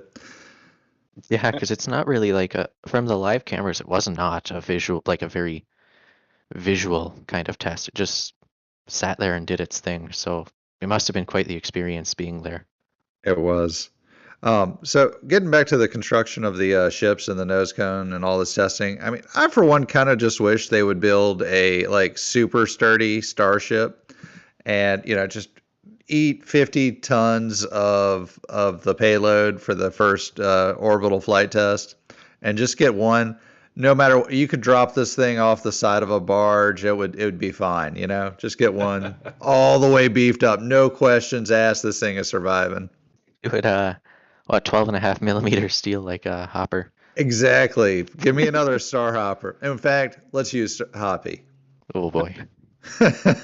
All right, I am fully prepared now. And you know what, guys? We are almost at 800 viewers in the chat. I don't know if we've passed that yet, but if we do, thank you to everybody who's watching the show today. If you haven't yet, please do us a favor and hit that subscribe button, or wow, the like button if you haven't already. I'm not really keeping count. I can't see that because I'm trying not to get distracted while I'm doing all this other stuff in the background. So thanks to all of you who have done that so far. We really appreciate you guys every week. And like I said, I finally got all of these, well, most of these aerials up and ready. So we are now able to go through those like normal, hopefully. So Jackson and well, all of you, was there any other stuff near the high bay that we missed? Near the high bay. Well, I guess if we go to the ring yard, I guess one of the things that's been happening for a little while now is there's a bunch of domes there now, and they're kind of invading. The ring yard, it has more domes than rings at this point. It's getting kind of sad. But yeah, you have. So if we go all the way, just a little bit up. Yeah, we have a forward dome right there for the ship. Smooth dome or an E-dome just below it. To the left, we have booster 11's forward dome, which is pretty crazy that they're already at 11. Yeah. Especially because we haven't seen any of 10. Wait, sorry. 10 is 10's in the white Mega Bay. in the Mega Bay right now. Yeah. Okay. Sorry. So this next step is sleeving, and then, I mean, is there anything to suggest that they might be near to doing that? I guess just the fact that it's out here in the first place. I don't think it's like, yeah, I mean, they're getting definitely a lot of work done. And one of the things we noticed with this that was different was you'll see there are 2 holes in the top of it on the dome cap. Those are for the autogenous pressurization pipes where those enter into the dome. They used to enter it around the side. They've moved. They like to move around. They've seemed to settle on this design, and but typically they don't do that before sleeving. So it's kind of nice. They're getting more stuff done beforehand, speeding up. It's cool to Wait, see. do these come up top and then down through the? They go down through the top, right? Yeah. Okay, cool. Initially I thought they came in through the side. Yeah, me as well. Isn't there one that comes in through this side? And the LOX tank, they do come in through the side. But I can't remember all the different positions they've had for them, so not 100% sure. Well, for booster like 8, for instance, they come in about halfway between the stringers in the side and go up, but it doesn't perforate the dome until it goes to the top. And it's the same on booster 8 on the autogenous pressurization. Yeah, that's a good point. They do enter into the side on the inner stage portion to go towards that.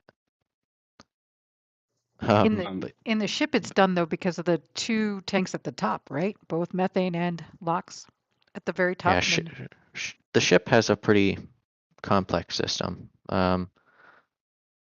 Actually, the entire internal plumbing, that's one of the things we're working on. A sneak peek with ring watchers. We're planning on doing a whole, I guess, explanation and look at the entire plumbing inside of the ship, how that all works together. Nice. Yeah, you guys have made some pretty big leaps as far as what you know is and isn't in there now. Yeah. So I'm excited to see that. I wish we could see, SpaceX does, or Elon at least has said that, they expect us to figure out pretty much everything that we're able to take pictures of. So I'm actually curious to see if they would be like surprised to see some of the stuff you guys have found out as far as the internals of those ships. It's going to be fun. Well, let's talk about wide bay back here, and using some of the ground photos too. This new piece, it's happening, and it's got some interesting pieces to go with it. So, can you pull up the ground shots of this as well? It's got an attic. Yeah, it's got an attic, but it also has something we talked about last week. The basically those 2 pieces right there are for a bridge crane.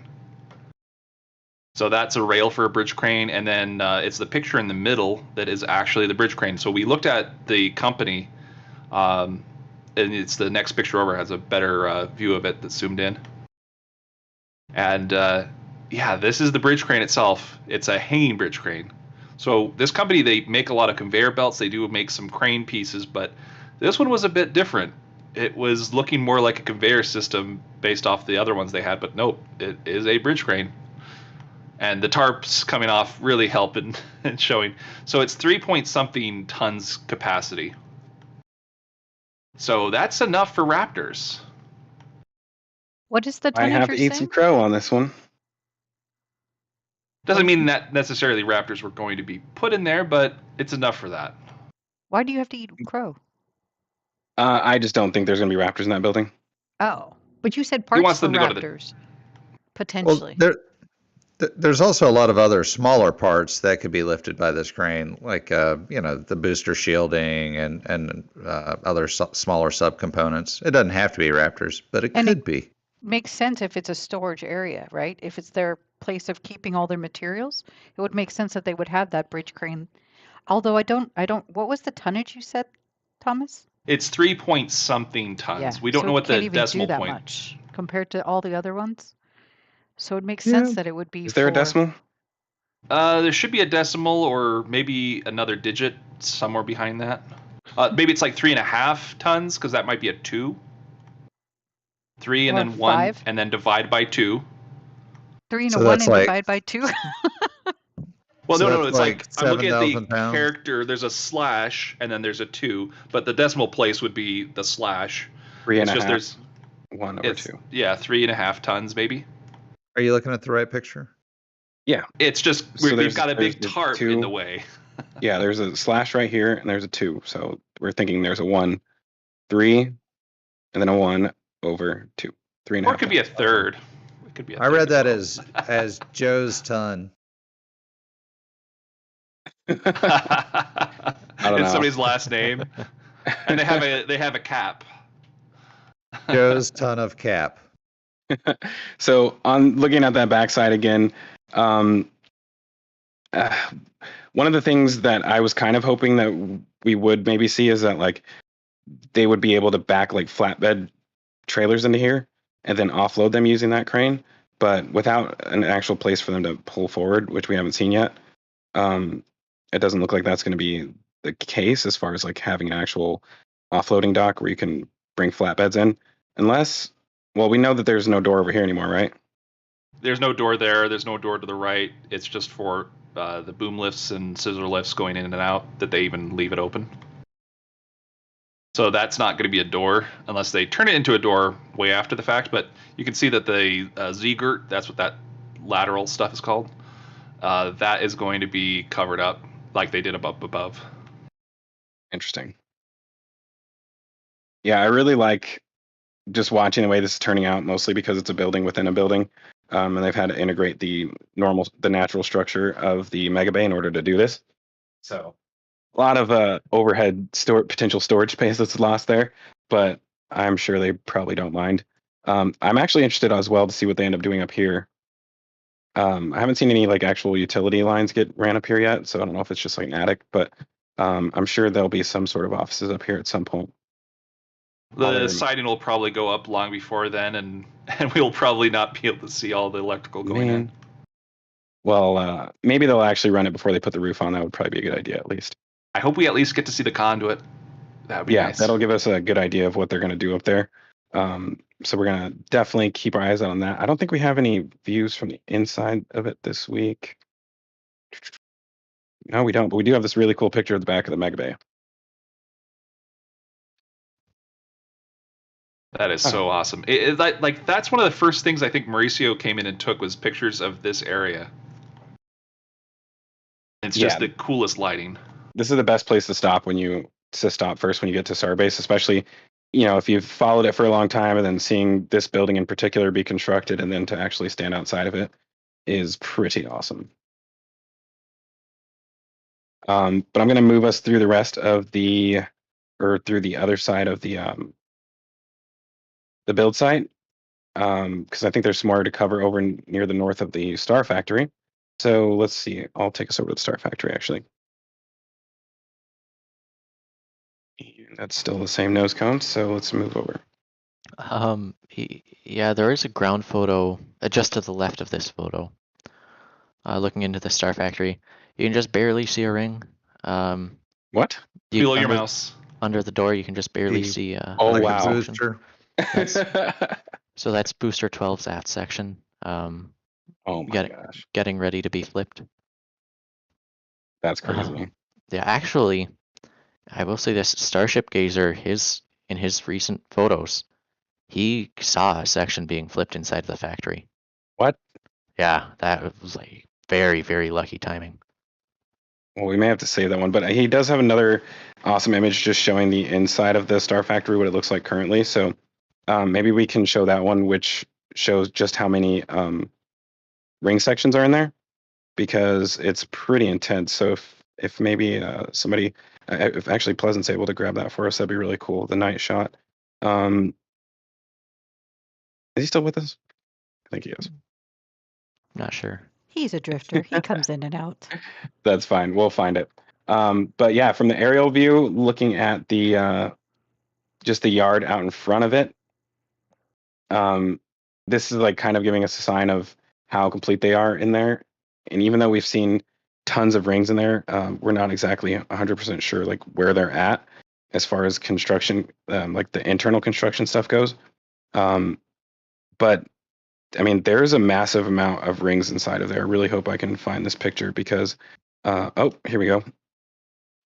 Yeah, day by day they're increasing their capability inside of the factory. I mean, just recently we know that they started having the ability to pin stuff inside of there, put on TPS pins. So it's just they're getting stuff commissioned and going pretty smoothly. I think it's interesting to note that there's like 0 walk space in here. It appears, and it looks like they're doubling up as far as how many rings are on each row.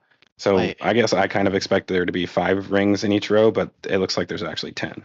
It's pretty crazy because we always see down this one aisle, but we never, the aisle we've never really seen is that the one closest to tent 4 on the far outside. left one. So Yeah. We have no idea what's in there. We never see it. We'll never see it unless Tim Dodd goes inside.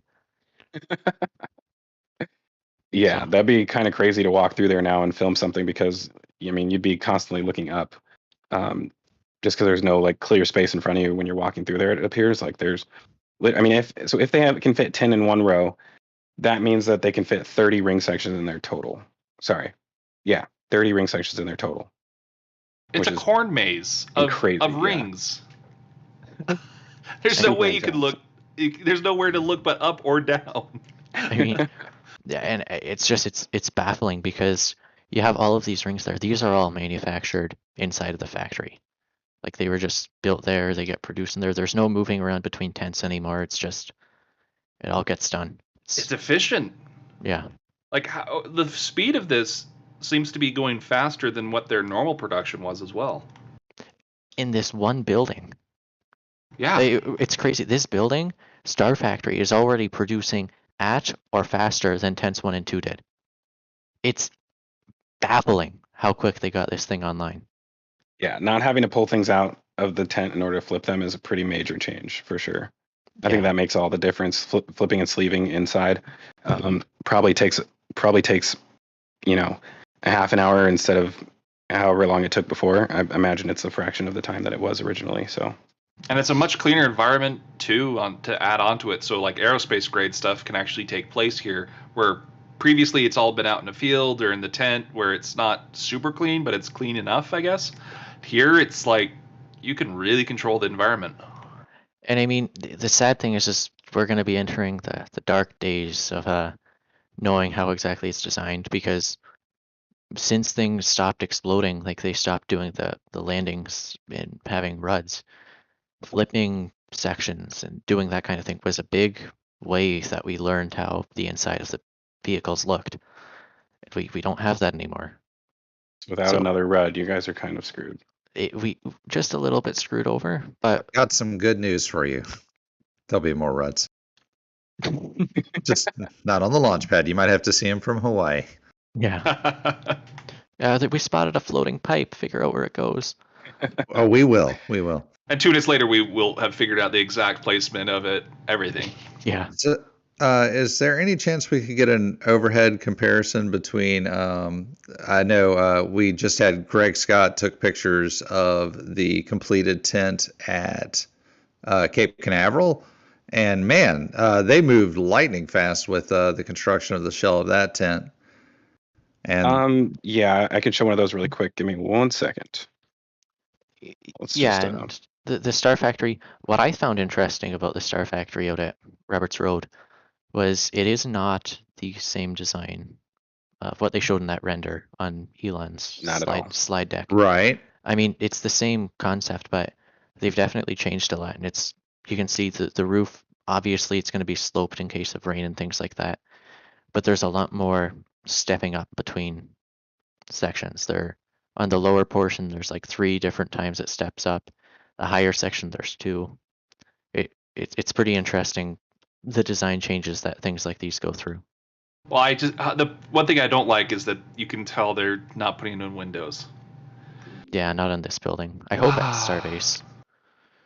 I hope. Sadness. I'm gonna drop a link in the chat, so I'll drop one for Starship Gazer as well. This is a link for Greg Scott's Twitter account. If you guys do us a favor and follow him, and shout out to Greg for these images, so we can at least show you guys what the what we're expecting the second Star Factory to. Well, actually, we truthfully don't know if they're going to be the same. I mean, they might as well be, but in some ways they already are different, right? Because this one doesn't have the massive parapet at the end.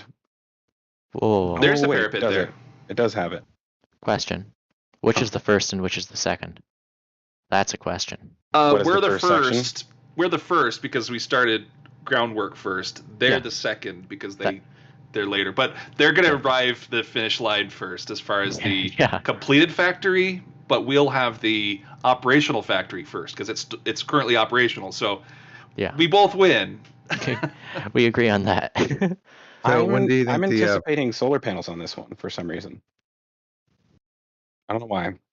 I was I feel like hoping it for makes solar sense. panels all over Starbase, and they only did shipping containers. So Well, here especially, I feel like it makes sense because at Starbase they have far more utilities set up. I don't know what they got coming into here, but it makes sense to me that they would do that because it's very similar to the Tesla Gigafactory. I mean, both buildings, honestly, I wouldn't be surprised to see a permit for like additional solar capabilities on that building once they have it finished at Starbase, and maybe a one would probably come in earlier for this one. they already do have some decent power coming into this area. But what's a little more power that you can pay for it and also be green about the whole thing? It's nice. It's a factory. There's a lot of power that's required, and having stable power flow for your welding equipment and your robotic arms, everything else, it does matter. super interested in the Mega Bay construction out here, and I know Sam has moved out here and maybe to help oversee some of this construction and stand up of operations. But word on the street was that they were getting hamstrung by the permitting process from NASA or from whoever runs that out there to get started on this particular Mega Bay. They're going to have one there, and in the initial drawings, they said they were going to have one opposite it. And those two structures are 100% necessary for stacking starships and stacking boosters. So you can't get along without them. Yeah, Absolutely. for sure. And I mean, at this point, at first I wasn't 100% convinced, like the permitting. I was just like, yeah, we'll see what happens. But at this point, like we're seeing everything pile up. It's been sitting like this for weeks. It's making me nervous because they're gonna, they're 2 months away from putting out initial test pieces, 4 months away from like entire sections, and all that will be missing is the Mega Bay to stack them in. Here's a question: what's taller, a booster aft section with with the what's it called, a header tank installed, or a nose cone section? Nose cone. Nose cone. Nose cone. Okay, so nose cones on the right here, and then booster aft sections on the left. I got a question for you. If you scroll Those are the out, two tallest pieces, I think. Well, you could also do nose cones on the left as well because it's in 2 pieces. But go ahead, Indian Star. Sorry. that's okay. There's an optical illusion, I think. If you scroll out, it looks like the right side of where the building is higher than the left side. Even Yazada saw it. He was pointing it out in chat. Scroll out a little This bit. right here. Nope, nope, nope. The ground itself. See? It looks like it's slanted. That's got to be an The- optical illusion. It's the building that's slanted, not the ground. Yeah, Yeah. the roof is slanted. But do you see how the to the water side. makes it look like it's up at an angle on the right-hand side? Because Yeah, of I the think that's just reflection. an illusion from the way that the Yep. building looks. It just makes it appear that way. I mean, it would be no. You would have a flat roof, and then it would go. Yeah, it wouldn't really make sense to tilt the floor. You wouldn't want a tilted floor with your ring sections running on No. casters and stuff like Exactly. That'd be a mess.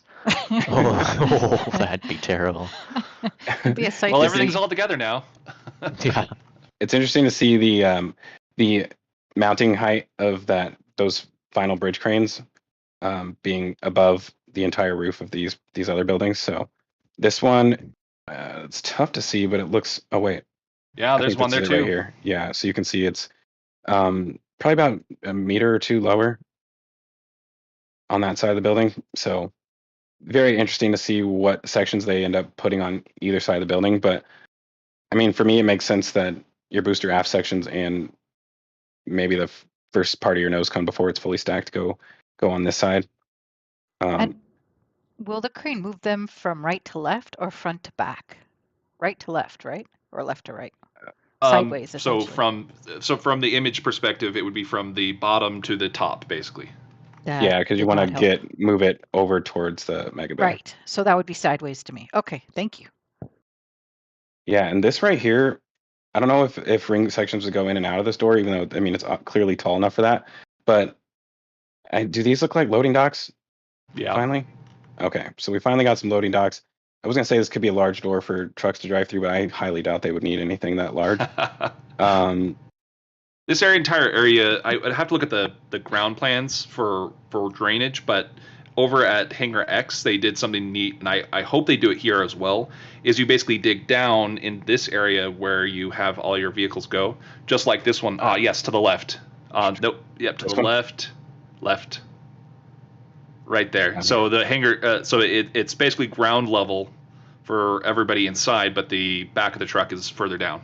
Ooh, that makes sense. I like that. It has some drainage issues, and you can see that they have water Oh, stagnating yeah. there. But there's a drain right in the middle of it that goes out to this spot, just down into that little area here. But that area is probably just filled with water, and it's backflowed a bit. Interesting. So the problem with that, the one problem I'm seeing with the loading dock situation here is this retention pond. Because it makes it difficult for them to bust U-turns in here. You know what I mean? Unless this is about the length of a semi right here, I'm guessing it's probably a little bit shorter. That's about 40 feet. Yeah, I think they can do that. Plus, they might end up doing what they did with the loading dock area for the fuel farm. They'll just build a little turnaround right there in front of it.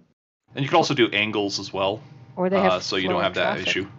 Floor traffic. Just look at one going in, one going out. No, my bad. just looking at like Tesla's factories in like China or other places, you have an angle for the loading dock, and that's something you can do as well. You just do a little bit of exterior cladding, and it looks nice. Or down here. Yeah, I just want to see the loading docks be very functional, and that's always fun. Because they're gonna have a lot of product going in and out. It'll be flatbed trucks. It'll be all sorts of things. Yeah, you know what's interesting is that they have permission to build this, but not the other structure. It's really also strange if you look at Blue Origin's facilities. They have tall buildings. This is a few meters taller by, well, quite a few meters, but it's like matter of difference of meters you're talking about. I don't see what the problem is so far, and I want to find out, but it's buried somewhere. Yeah, I would show the Blue Origin stuff, but if you guys want to see those, I would suggest hopping on Greg's Patreon. I don't want to take away the benefit for those of you who are patrons to Greg, but he has posted some of those to Twitter. I don't know if he posted the Blue Origin ones yet, so that's why I'm not going to show those. But I do know that he posted this one. So, we're on this one image, might as well just point out things in here. They have more pads. Oh yeah, more pads for the towers. They're building more towers. They're not just Tower 2. We now have Tower 3, and it's just insane. I mean, with the amount of pads that they built, and I mean, Lab Padre's weekly update video showed the new pads. It's almost like they're getting ready for Tower 4. I don't know why they need, what was it, 11 pads? 7 pads is what it would be total, but 2 of those are sea launch platforms. And then another 2 would be in the future. Sorry. I meant pads for like assembling the sections. Oh, okay. Well, there's now 10 of them. Okay, sorry, it's 10, but you only have 9 sections on a tower. I mean, but the current plans of all the ones that they have put paperwork down for, 7 is what they have in the plan work. So 2 of those would be sea launch platforms. So that explains why there's so many pads. I don't think they're doing sea launch platforms yet. They haven't even launched their ground stuff yet. So that's going to be the next stage after we're done with these third or fourth pads. Yeah, I mean the fact that they even have these extra concrete pads here. Whoa, wait. Is there another one over there? Yes. So there's 3 of them back there. Yeah, there's quite a few. Oh wait, hold on. That would have to line up. It'd be 1, 2. The other one should be right here. But there's one right there to your left. Yeah. Okay. So there's 10 total, right? So very interesting that they did that now, especially considering that the other paths appear to be just fine. However, there is a possibility that they are trying to remove these 2 edge pads so that they, I don't know, like continue the driveway through here. You know what I mean? To get to the Star Factory. Because I think that's the entranceway for the whole facility, is to come back in through here, and then you have to drive in through this way to get to the Star Factory. So there are plans. The Roberts Road, it's basically that dirt road to the right. There are plans for that road to be extended. So it's still, yeah, that one right there. It's still going through all the paperwork to do that. But there are plans to extend this road so that they can drive up and down it like normal. So Yeah, it'll be 2 different directions. You can go on the left side. There's a road that goes right there. That you were talking about. So there'll be the surrounding road this way, and then the other road that should be Roberts Road. Roberts Road is more of the main thoroughfare, unless you're going up to, let's say, 39A or something like that. Then you want to take the road up to the left. You know what's weird is that last time they started Section 5 early, and I don't see it here now. So this is 1. It seems like all the complicated sections they haven't started. Which makes me think that this tower isn't going to be needed anytime soon, really. They're just going to build it at a leisurely pace. They're a factory for towers now, too. That's the craziest part. Yeah.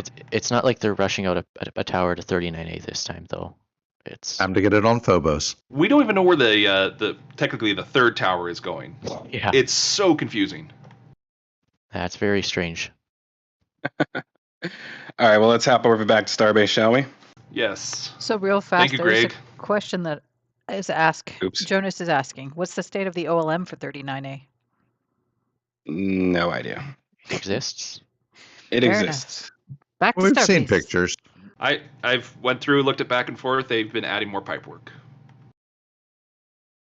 Yeah, I mean, it's hard to speculate on that one because there is no official word on it, and most of the information on that other launch table's status is guarded. So even though there are rumors about it, it's probably better that we don't discuss it here today. But yeah, as far as what we know, it's without looking at rumors or anything like that. It's clearly delayed because we definitely expected it to be at the launch site a long time ago. I think they're smart to delay it while they're testing everything at Starbase. I mean, go ahead and figure out everything you didn't know you needed to know and apply those fixes before you drag it out and drop it on top. And I also kind of feel like right now isn't the time for it to be at 39A either way. I mean, in order to mount it, they're going to probably shorten the 11350 so they don't have to use 2 cranes. But I'd imagine they'll want the ship QT on the tower before that. So you just basically have it sitting out there for weeks on end. And I don't know if they want that. I agree with that. And sorry, I got distracted a little bit by the chat, but one of the things we wanted to point out at the beginning of the episode, which I don't think we really talked on, was just how empty it is out here.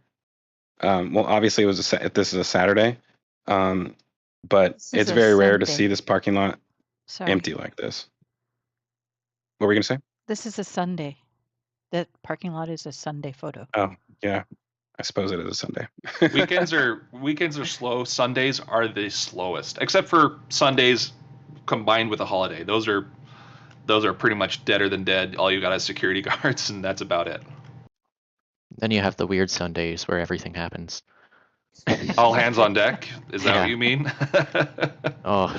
So, shout out to Eric Berger. I just got done reading the Liftoff book. And dear God, those early days of SpaceX, they were working just weeks at a time without seeing their family, out on site, on an island. That was crazy. So, yeah, they've kept up the pace, just not quite to that extent. Well, I don't see any new stuff out in this yard. All the new stuff is inside. Yeah. I mean, we can tell they've been cutting more steel sections out. But I don't see anything other than like small patterns like these around here. So with that, I think we may continue on, and maybe now is a good time to address any more donations or questions that have come in. So Andy, do you want to jump on that? Certainly, we actually do have a couple of donations that came in. One was from Yang Zubin, who donated $2, and then Jingle Bells, who is our very own Jacqueline, who donated 11 euros and says thank you all. Now, lots of questions for you guys. There was I don't know, do we want to talk about nose cones? Yes, right? Don't mind? Sure. Okay. So Benjamin Klein asks, we saw a few nose cones moving out of tent 3. Is that related to the finishing of the new tent and will remove tent 3 soon? Because of that, will they remove tent 3 soon because of that and start the next Star Factory segment? So it would be no.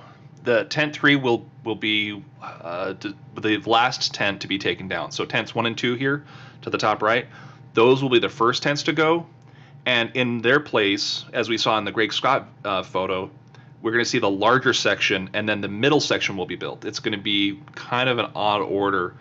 The tent 3 is the only place they can make those nose cones. The only other way is if they built a massive number of nose cones at once and just shot them out and then tore down tent 3, and we're not seeing any signs of that happening quite yet. Yeah, it definitely makes a lot more sense to get this half of the building done first, just logistically wise. So I would expect to definitely see that. And my gosh, like look at the level of rust on these. It's been raining so much. You would think rain would reduce the amount of rust compared to saltwater spray. That's like hazardously rusty. Well, think of it this way. It's protective. It doesn't corrode as much more because it's got that protective layer. I mean, that's what galvanized steel is. It's the top surface is basically coated with a rust of, what was it? Zinc. Zinc, yes. So the zinc oxidizes really well, and it's a nice protective layer. These ones, it kind of does eat through a bit faster. But it does protect it a little. Yeah. Very interesting to see all that out there. So moving on, let's go a little bit more north. I'm just want to see if there's anything extra up to the top up here. But let's go over to the northern side of the facility, the village, which we've kind of talked about. At the beginning of the show, we mentioned that they moved most of the United Rentals equipment out of this little yard right here and have moved it over to the Sanchez site. And we haven't really noticed any other changes to the ground tracking station, although admittedly it'd be kind of hard to notice if they did because we don't pay that close of attention to it. Shipping container LJ42 moved. No, right. I'm just making that up. And sorry, my screen keeps blacking out. That's one of those Discord issues happening here today. But moving over to this part of the site, this may be a better picture for us, or a duplicate. So we can see that not much has happened over here either. Still no additional concrete back here, which we're kind of looking for that driveway to be completed for trucks to move through this building, but have not seen that yet. And nothing else anywhere in this area at all, actually, unless you guys how's the hovercraft? That's the one that everybody kind of wants to know right now. They've got a fence out there, and there's the new hovercraft that's been going back and forth. But yeah, the interesting part is like, where's the path that they're taking kayaks?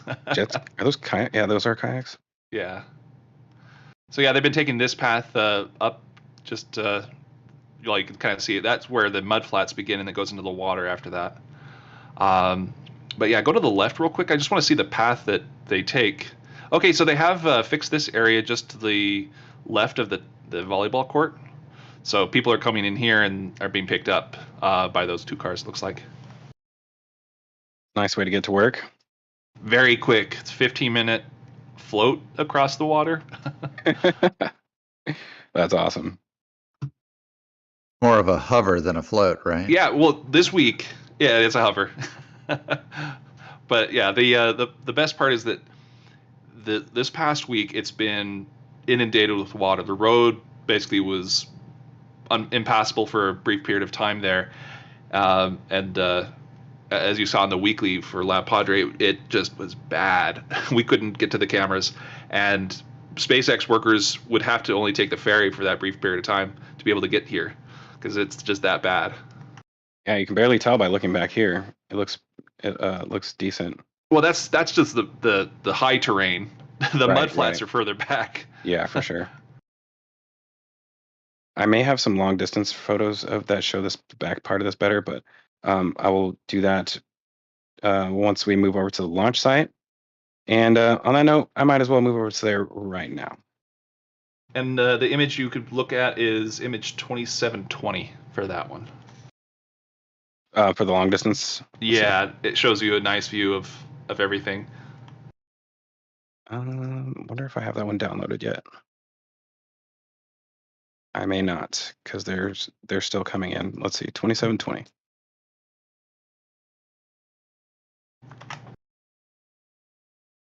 Grab that for y'all. I'll switch over to that screen while I'm doing it. Crane Man has a crane question for you about images. You might have to answer offline. I am not a good person for answering crane questions. You know, I'll ask Nate. Nate will probably have them. Crane Man, Yeah, I got you he's much back. more reliable than I am. Well, you are a stage 0 guy. Nate and a few others, I should say.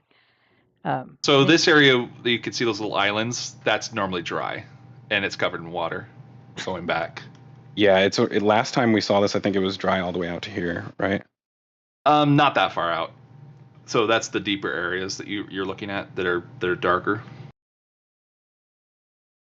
But yeah, that's the new travel route. But yes, Nate Z is definitely the crane guy.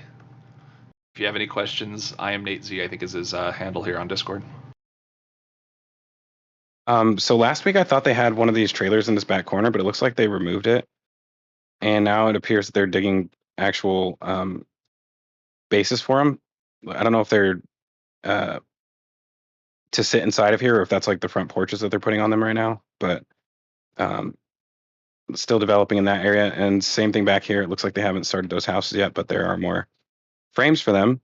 And looking even further over in this area, it looks like they may be pouring that concrete for the sidewalk to extend the road finally, but we didn't see that on the other angle. So yeah, with that, I think we should hop over to the launch site. What do you guys say? Let's do it. Let's do it. So we had some fun at the launch site this week, if that's what you want to call it. We're still looking Let's at start the off with photos. Ship 24. Check your screen, Zach. Oh, there it is. And the scaffolding jungle. It's getting taller and taller. My theory is still holding a bit of water. I said that it was for fit and finish for the scaffolding to go all the way up to the nose cone.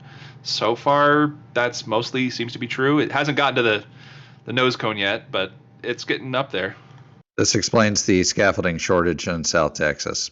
Does anybody notice that those tiles just beside the payload bay hatch are like really white? I don't think those are tiles. I think that's the backing. And there's just dust in between, and that's what you see as the tiles is what the impression basically was. Yeah, It's a perfect circle, though. They've been removing them, I think. I know that every time they bring a man lift to that hatch, they completely smash out the tiles. They're so wobbly. It's nearly every time. It's just boom, crack, boom, and they all have to be replaced. So are you saying we need boom lift resistant tiles? Let's do it. So when the thing explodes, the tiles stay intact. It keeps the whole thing together.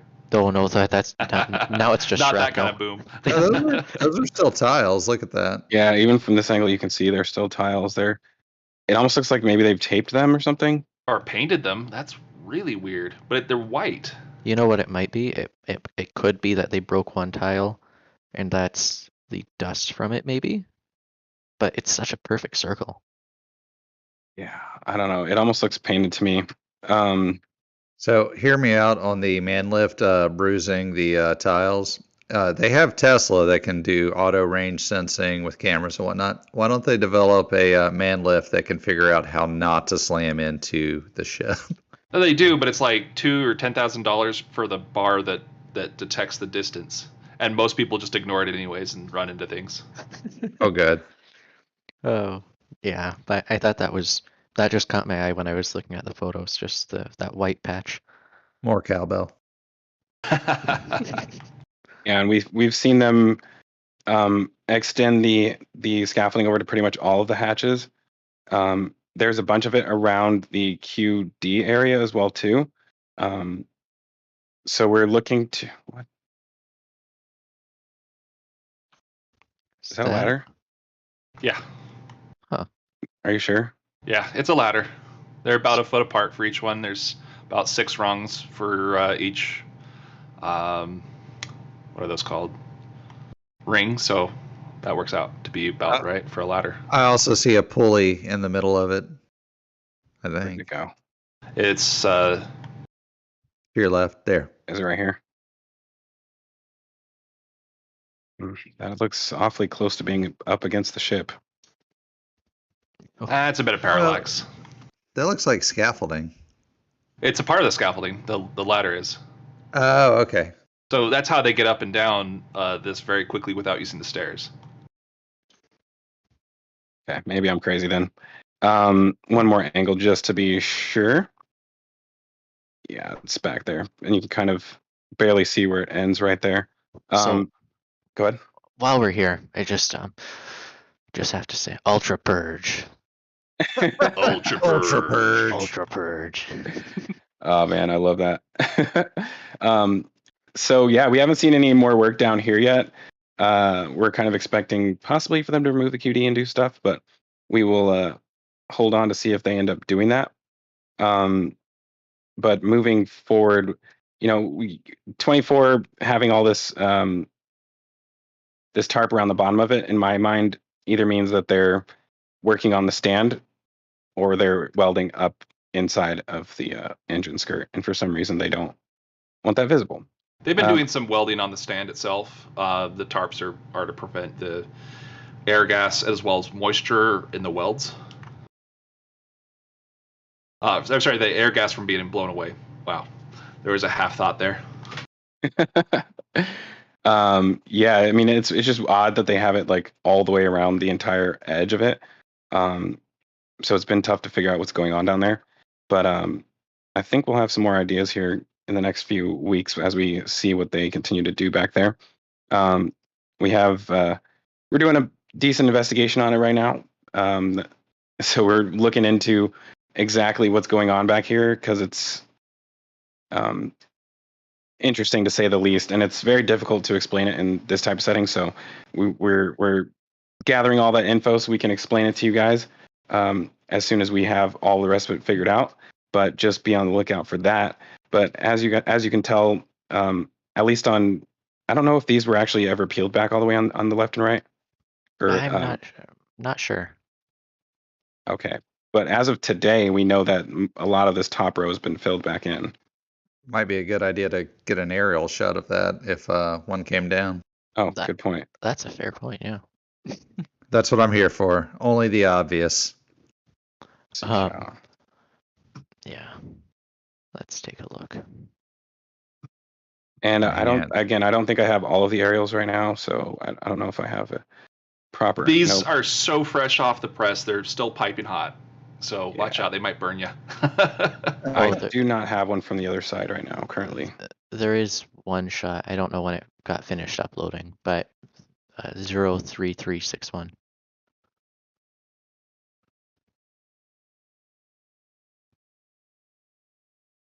I would just like to take a moment to say I love the internet and the fact that we can coordinate this well by Google uploads while driving and calling out picture names. Oh, good transition. So yeah, it looks like the ones that were on the top row. Oh wow, I don't know. You might be seeing the top row. Yeah, the top row is right there. It's the white pieces. Looking from the ground, we never see the actual scaffolding, but this looks crazy from this angle. It's just completely surrounding it. I mean, yeah, for those tiles that were removed, you can see we can only see 5 of the main pattern pieces now. A lot of them have been filled in. I hope somebody in the control center has the aft flaps locked out. Yeah, I'd hope so. I mean, I highly doubt they're going to retract themselves. I feel like this might be kind of their natural position. But look at all this scaffolding that's still over here. There's plenty more. Yeah, we got a little ways to go. It seems like I can't tell if this is the same out here too, but yeah, quite a bit. So we should at least expect it. Oh, more over here too. Yeah, So- scaffolding skids everywhere. Yeah, we're gonna see that continue to climb. I don't know if there's any on this side. A little bit Little below your bit. mouse to the right as well. Wow, there's Oh, much wow. more. Yeah, They're she's gonna nowhere- keep going up. They're nowhere close to being done. Nope. I bet you this might come into focus, show us more, but just a little bit, not really. I can't tell if that's actually scaffolding or not. That's the stuff that was there long before, and that's the Okay. garbage to the right. So we're fine there.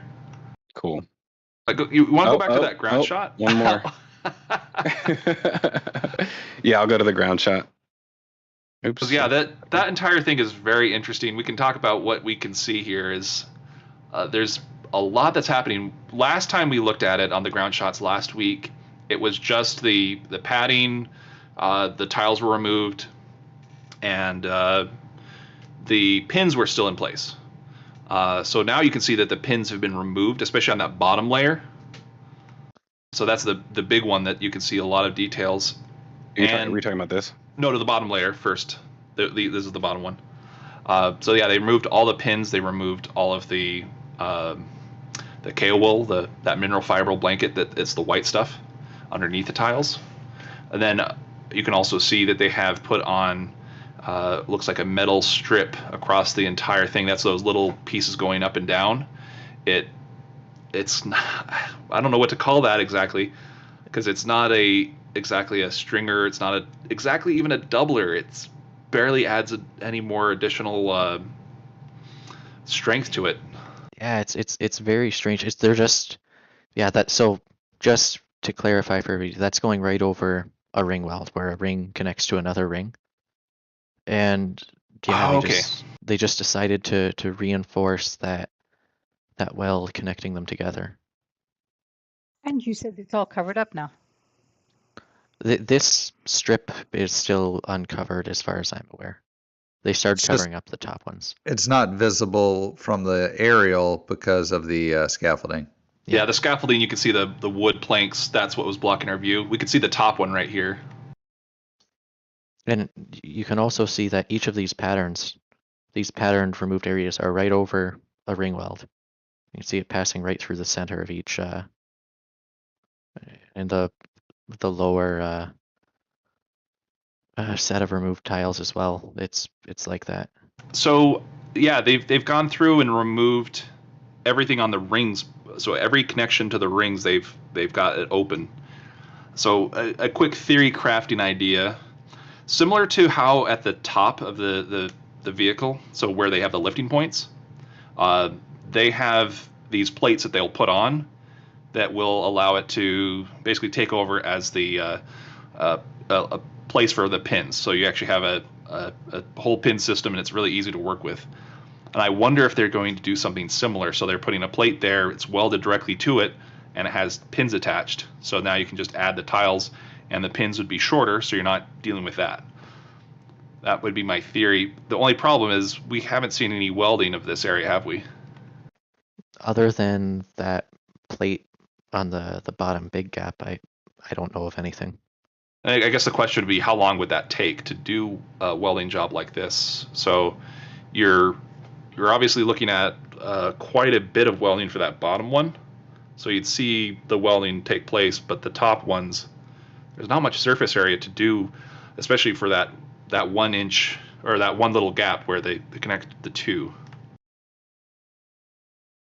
Yeah, if they've started filling it in, so since yesterday, that's going to be pretty interesting.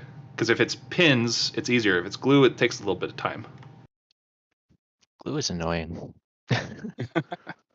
They spit in it on the shuttle days just to make it last longer, and it ruined it.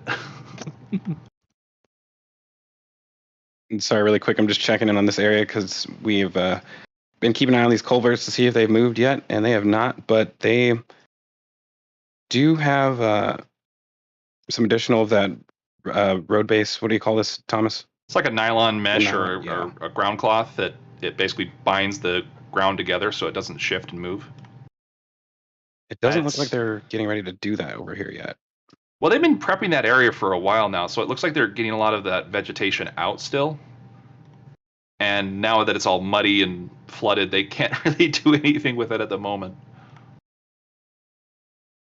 Yeah, I can't tell if this is like truck tracks or they actually dug this out like that. But yeah, not a ton of stuff happening at the suborbital site right now. And we haven't even seen any work. We haven't seen any, and I guess we haven't really been expecting work to the suborbital A yet. Although the ultra purge and all that stuff that they added on to B may have to get added here, but they don't really do engine testing on this, so it might not actually need to be used here. But moving on, I don't really see a ton of other things happening at the suborbital pad. What I find interesting is that they haven't taken out the cribbing for the crane yet. So I wonder if they're getting ready for ship 26. Well, do you even need to take out the cribbing? Yeah, because there's no static fires. That is very true. I didn't think about that. Are static fires the only reason to get rid of it? Pretty much. Yeah, I guess they would be. Unless you need it somewhere else for moving the crane, but if you've got twice the scaffolding, the problem's solved. In the area up above at pad B, it already has a crane pad.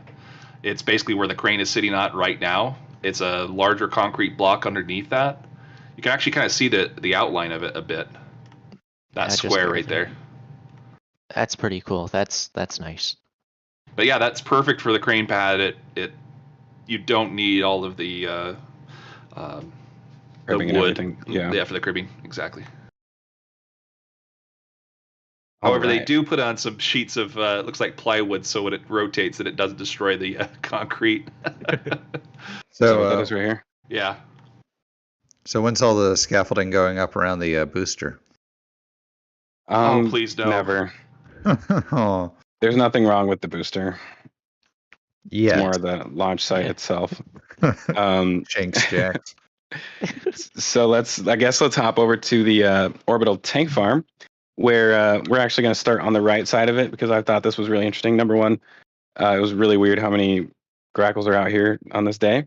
They're pretty much all over the place, but it was kind of cool to be able to see the backside of this wall, so we can get a view of I don't think we looked at this last week. That just shows all of the shrapnel damage. You can still see the concrete embedded in the actual HESCO barriers, and I think there used to be actually labels HESCO labels on this side. On the right side, you can. I see this one, but I think they were surrounding the whole thing. You could see them on the sides too, but it looks like they're all gone.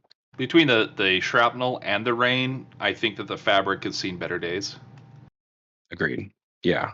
I mean, this looks pretty beat up right here, and it's getting worn away. One more static fire, I feel like we'll definitely put some large holes in this. But another interesting thing back here that we've kind of been paying attention to, I actually have not had a chance to look at it from the sky yet to see what it looks like, but let's go ahead and do that.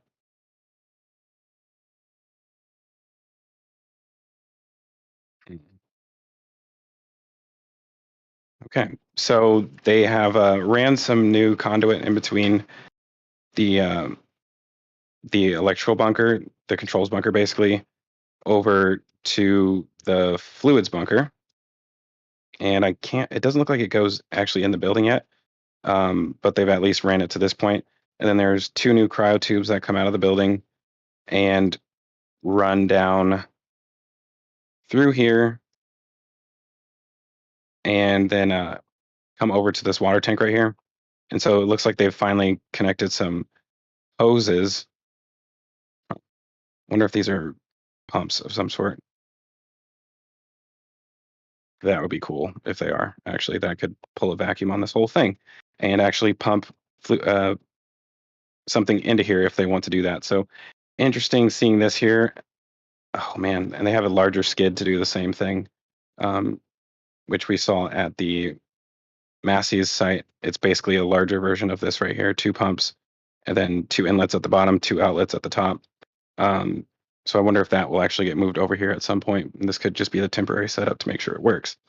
Yeah, the craziest part is that looks like a water tank, but it's obviously insulated when you go back to the ground photos and zoom in.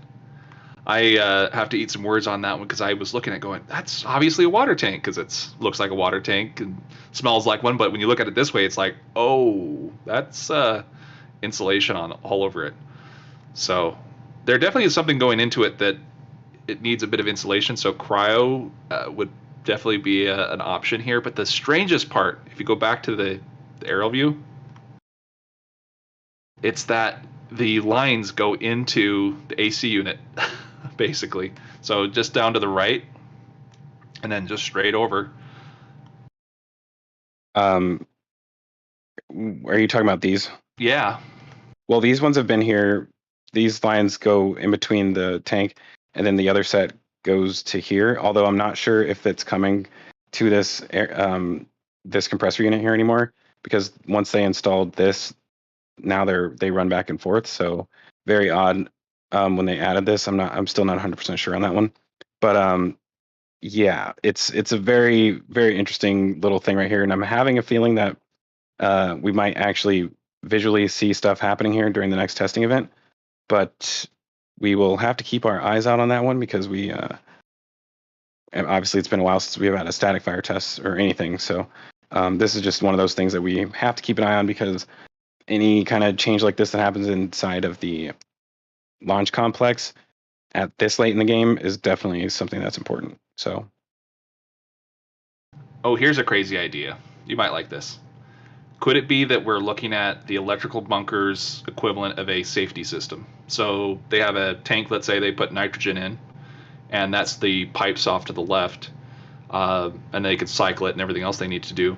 But it's something along the lines of a way of preventing fires for their control system. So you can basically purge the entire building with nitrogen or nitrogen gas. I could see that.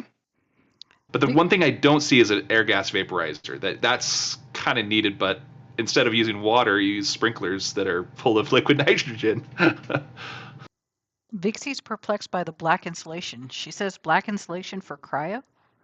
Well, the funny thing is black as far as a material or the color. It does two things. It absorbs heat very quickly, but it also dissipates heat very quickly. So white, it takes a while to absorb it, but it takes a while to reflect it off of the it's basically the black part of the black body radiation that is so interesting. But yeah, it's at night that's going to be a lot hotter, or at least give off heat quicker. But during the day, it absorbs heat pretty well. Both of the white one and the black one will saturate equally over time. But the black one just absorbs quicker.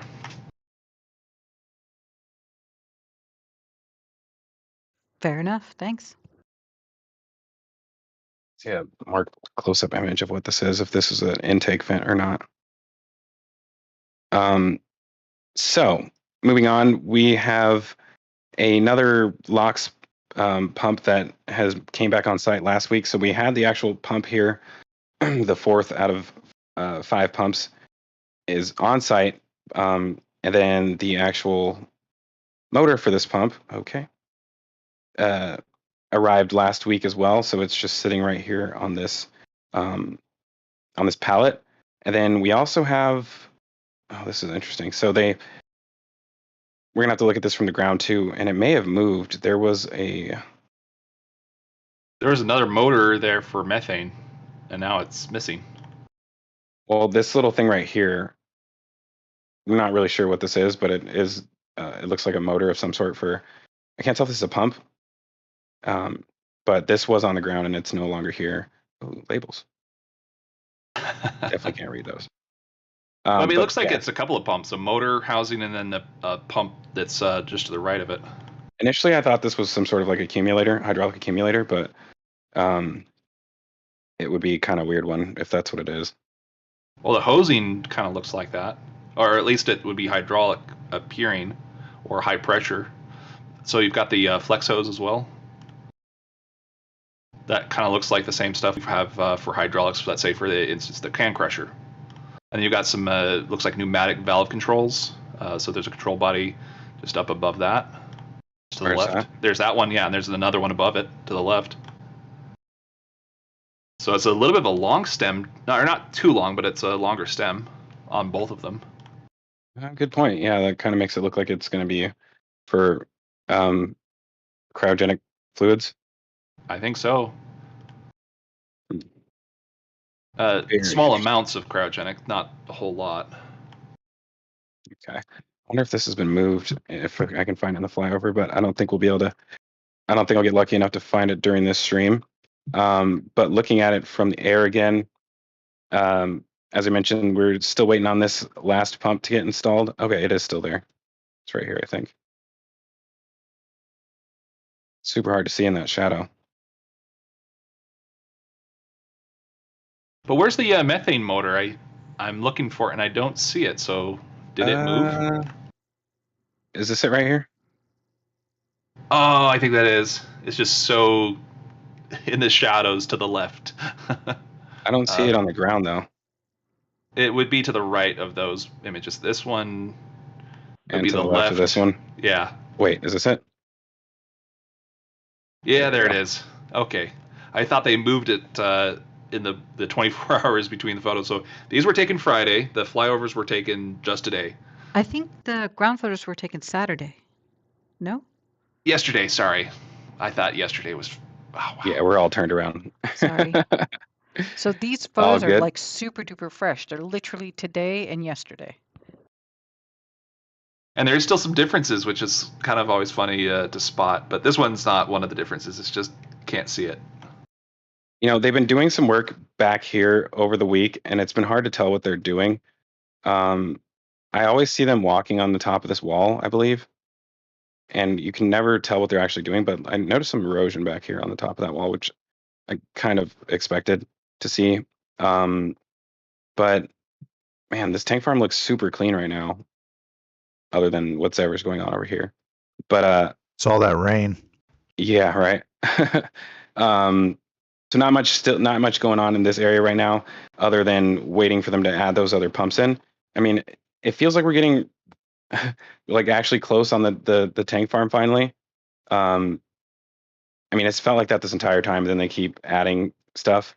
So yeah, hopefully we're actually getting to reaching the end soon.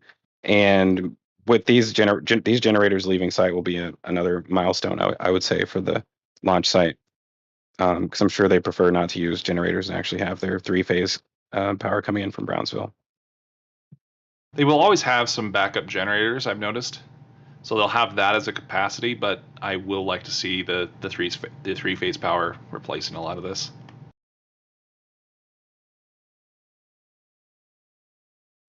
We haven't looked at this in a few weeks, but I can't tell if this scaffolding is actually coming down or if this is the same as what was here last time. It just lives there now.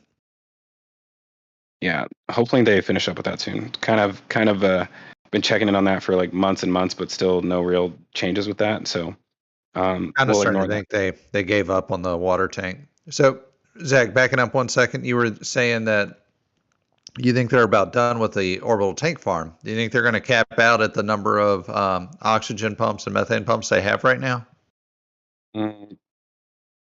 Not necessarily. I mean, I do think that we should see them install this last pump. I mean, the pump is in the ground, I believe. That's what it looks like right here. So we'll probably see that motor go in. Actually, no.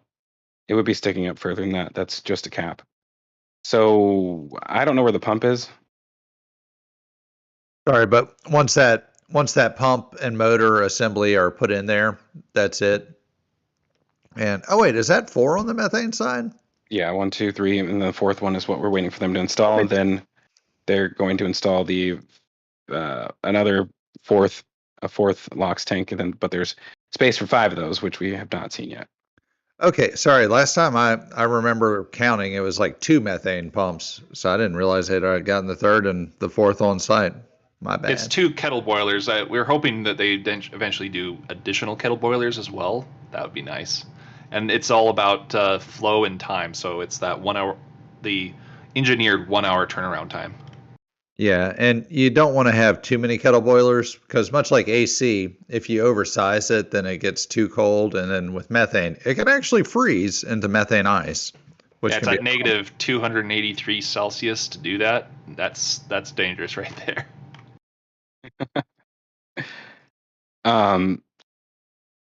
So I think it is a good time for us to move over to the actual launch pad, which I've been waiting to talk about because we get to go look at all the new cladding.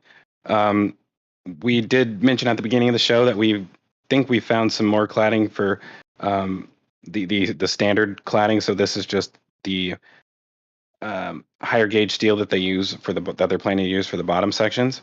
But there are some thinner gauge steel, which we don't know what gauge that is, but we know it's just thinner steel that they plan to use for. They'll use the same stuff up here and down here, but once they reach above that, they'll switch over to the thinner gauge steel. And let me see if I have a better angle of this.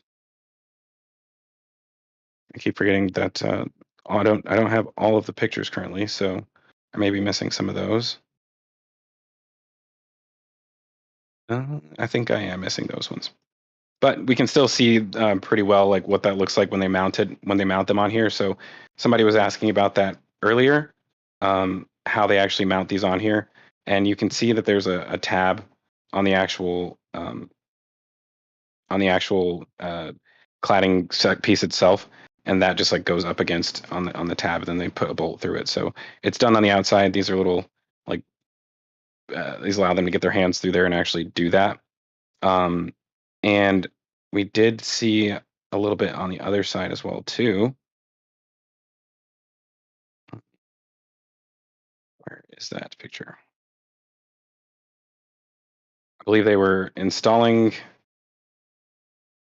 They were working on installing it as Mauricio was out here. So this is actually the one. So he's using a brush right there. And the other guy's got a brush. They're cleaning up the welds. Oh yeah, you're right. They're grinding. They're grinding down the welds, and then I think there actually is a picture of him taking that out.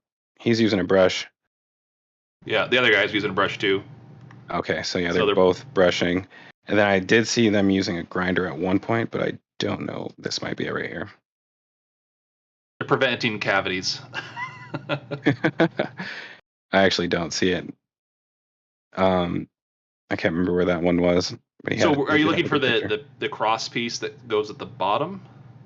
I guess I'm just kind of showing how these mount onto here, since people were asking at the beginning of the show. But which one were you talking about? Oh, it's a ground photo. It's literally on the ground. It's maybe actually could be a few to your right. I don't remember where it's at now. What does it show?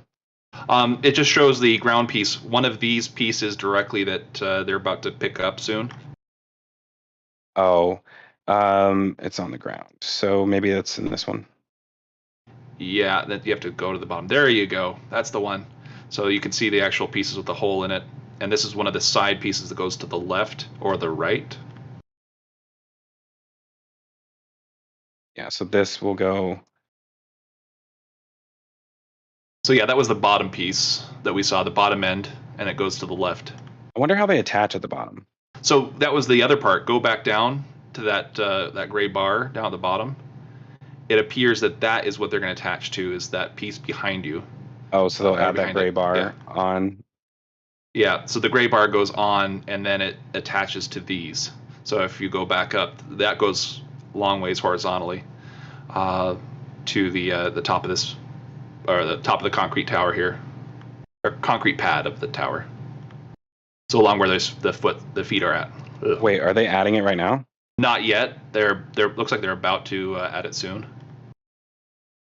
So in the flyover, we might actually see, if you looked at if we have a part of that tower, if they've added that single piece. It's been a day and looks like they had it all prepped for it. Oh, yeah, Wow. they did. They've already got the Jeez. cladding on. Okay. We can't see it. Man, that's pretty cool. Obviously, with the gaps on there, it looks not as cool as we were hoping, and hopefully they will throw some paint on it as well too. Which, I mean, they painted everything else, so I'm sure that will come next. But it is really. Oh wow, we got some more pieces down here waiting to go on too. Hold on, let's go look at the front side to see how many we got.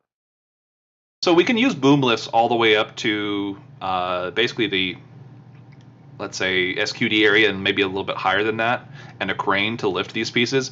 The rest of it, I suspect they'll use scaffolding. Wow, look at this. So they put a cap on this. Oh, that looks so nice. I know, that looks really good. They put a cap on that, and then all of this is filled in right here. And they painted it. And they painted it. That's freshly painted, it looks like. Ooh, nice. And then we got some more pieces that these look like edge pieces. Yeah, for the third Yeah. level. Yeah. It's got third 3. level. And then on the launch or the landing pad, I don't remember seeing. Oh, okay. Hold on. I don't know if I have a picture showing the landing pad right now. Let me check one more angle.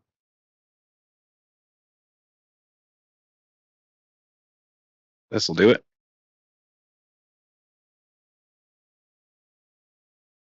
So we still have. Oh wow. This is the cover with the hinge on it, just to the bottom right. This one. Yeah. So this goes on the leg of the launch mount. Yep. Matter of fact, I will show us that at the same time so we can check that out. Because the legs on this launch mount look pretty good right now. Oh, they're coming together so nicely. Once it's all painted back to like a solid gray, it's gonna look pretty insane. You don't like Yeah. orange? I mean, look at this. This is first of all, they are painting it. They're painting it right now. And you can kind of see how thick this is. I almost want to go back because there's some funny images in here. I'm gonna just start us from the beginning of this. So looking at it from the front, you can see how high up the shielding goes on this leg. It's pretty much all the way underneath the cryo tubing. As we've mentioned, we haven't seen any signs of them actually preparing to do the shielding on this side yet, which I guess there was not really any reason to expect that yet. And moving forward, sorry, I want to get us to the backside. Oh, There's the Fondag. we're not ready to talk about that yet because that's going to force us to jump around. Well, actually, I do have something to mention about the paint of what we're going on through here. So they're probably using a silicone ablative because it's easy to apply. That's what they're doing. They're reapplying it. It's inexpensive and it performs well outside. So direct rocket exhaust, impingement areas. So that's most likely what it is. It's a silicone ablative because it comes off very easily and it bubbles. So those are 2 parts that work with it. And there's another option that they could always go back to in the future where NASA, they used to use Martite directly onto the structural steel. So we may see them do something like that in the future if all else fails. But that gets to be expensive. It's always a patchwork. It's like putting mud all across things and it comes off and you have to reapply it. Yeah, I mean, I wonder, they're probably like on the 5th coat of this in total, 5th or 6th that they've done. You can kind of see that they usually start on the ground back here. And in a few images after this, we'll see them actually on their painting. I think I already showed that actually. Cool thing about this shielding on this leg is that it has little access doorways on it. And the piece that we were showing from the air will actually get mounted on top of this right here. And whoa, that's weird. We're kind of expecting hinges on one side, not both sides. Those are lifting Okay, pins. so they haven't attached the hinges onto this yet. No, the hinges and everything else will go on at the same time. So they'll tack it first, and then they'll do the rest of the welding, and then it's all bolted together so they can access it in the future. Like these are bolts right here, but they're so small down at the bottom. I'm just like, These? that's it? Yeah. Oh, those are actual 10 mils. Like we've never seen a 10 mil. They're probably bigger than that, honestly. But it looks like it from this distance. Well, look Oh, at wow, the those are safety probably like harness. quarter inch. Look at the safety harness. It's the funniest part. Like, yeah, there's a safety harness. Where's the guy? But I know yeah, where he's those at. are pretty small. There, I went through these photos, and there's some really funny images in this. So these guys in here were basically watching Mauricio the whole time he was out here, and there's some really cool, they're really funny shots as a result of this, which I kind of just want to go through because some of them are actually a little bit creepy. Well, speaking of which, Mauricio, are you back with us? Are you home now? Yeah, I'm already home. How do I sound? I don't know if I sound. You sound fantastic. Yeah, thank you Yeah. for your work today. It's been amazing going through the flyover pictures and the ground pictures together live like this. It's great. Like, did the guys ever wave at you, or you wave at the guys?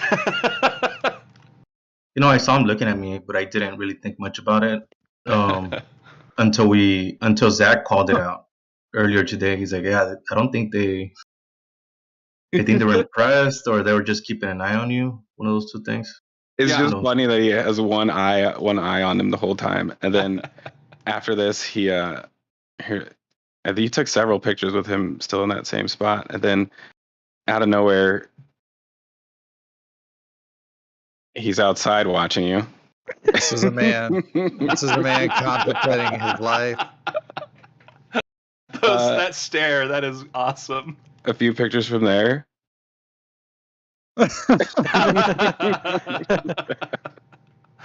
Oh man, I love finding people in these images especially when they notice that you're there. So it's kind of cool to just see them at work. But Usually I like to wave at them, and I've even had like the guys on top of High Bay when they were working on it a couple of years ago.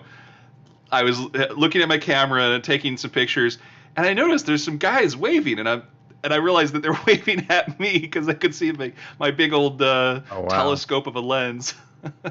So they could definitely see you out there.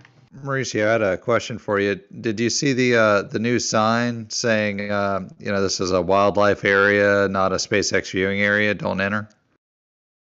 I didn't see that sign in particular. It's ATVs is what they're talking about. So yeah. No vehicles are allowed up there. So Mauricio, he's not driving up on the sand dunes and past the sand dunes because that's what's happened. Not with Mauricio, but with people deciding that, oh yeah, this is just an area you can drive an ATV on, and they ruin the mudflats and disturb the environment there. Also, no doing donuts on the beach. I like Krispy Kreme. This launch mount is starting to look kind of cute. Not gonna lie. It's got these covers on the legs now. Like they're adding. You can see them welding the plates on. So these ones, it doesn't look like they'll actually plan to ever really need to take them off, which makes sense. It's just conduit. In reality, they should be able. There's access hatches on the bottom of the leg.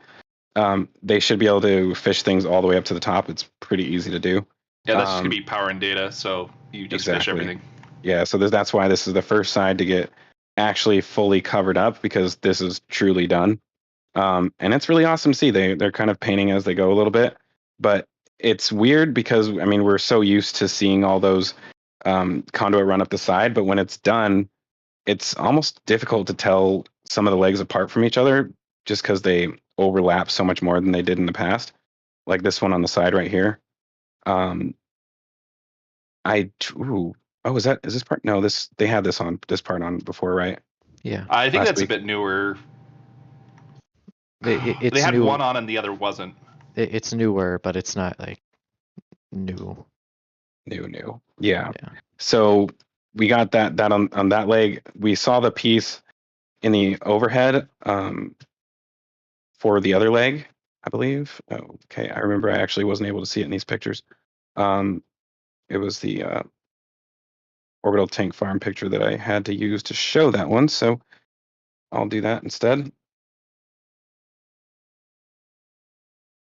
So I believe this is the piece that goes up top and on the top of the leg, and I think this is the same thing. It's hard to tell from this angle, but it looks like it. But we also have some other panels out here which are very interesting looking. I'm still hoping that they'll actually cover the outside of the launch mount. I don't think that's what those are, especially with the color. Matter of fact, this may be the lid for. Are those the lids for this? It could be. Well, the cable has to stick out at all times, right? So maybe it wouldn't. That basically can be anywhere. That cable is pretty manageable on that end. It's got the deadhead, which is the area to the left. That's where it's being held in place by the tower itself. And the right is just this extra spool line that you can basically replace the wire rope with. That's basically what that spool is for. Okay.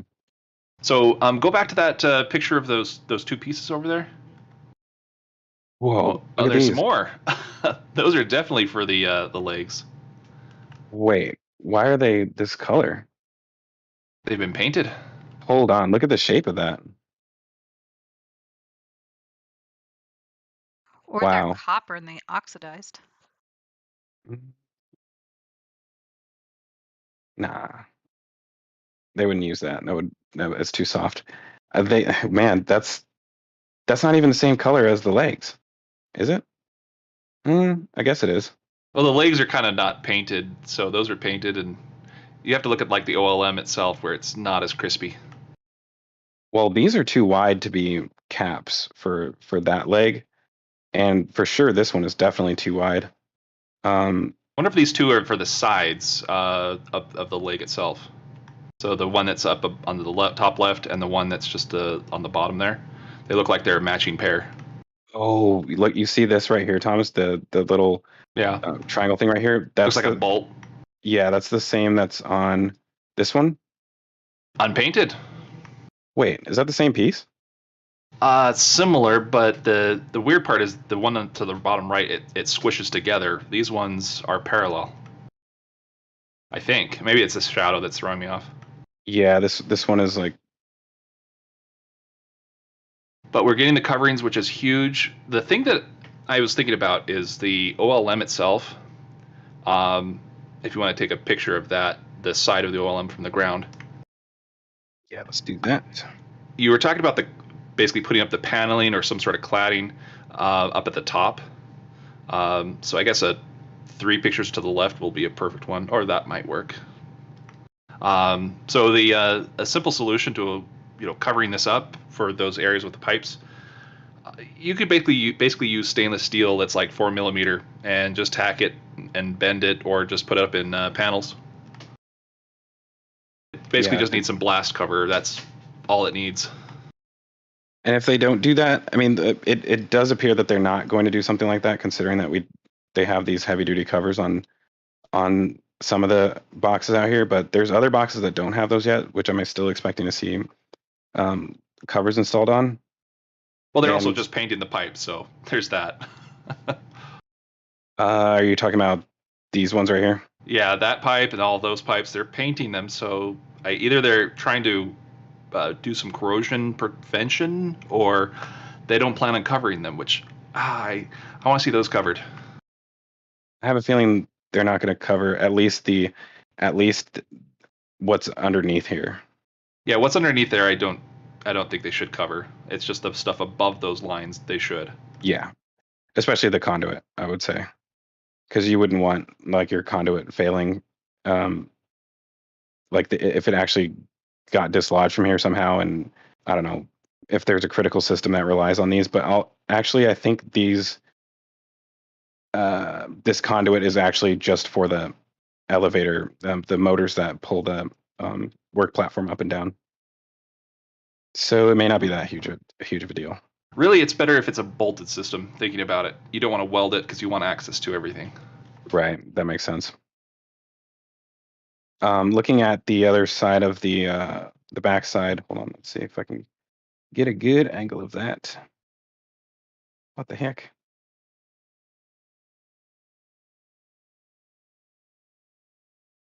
We've noticed them start to add on these blankets. Like, I don't even know what this really is. It looks like steel just wrapping around it, holding the covering in place so that they don't get damaged as easy. This is steel? I think so. It's bolted together. I'd say so, because you notice. Oh, Every They're, static they're on the fire, ground. every static fire, the insulation gets eaten away at. So they probably just want to protect it. I could have sworn I saw some more of this on the ground. Why not just use like a Flex Seal?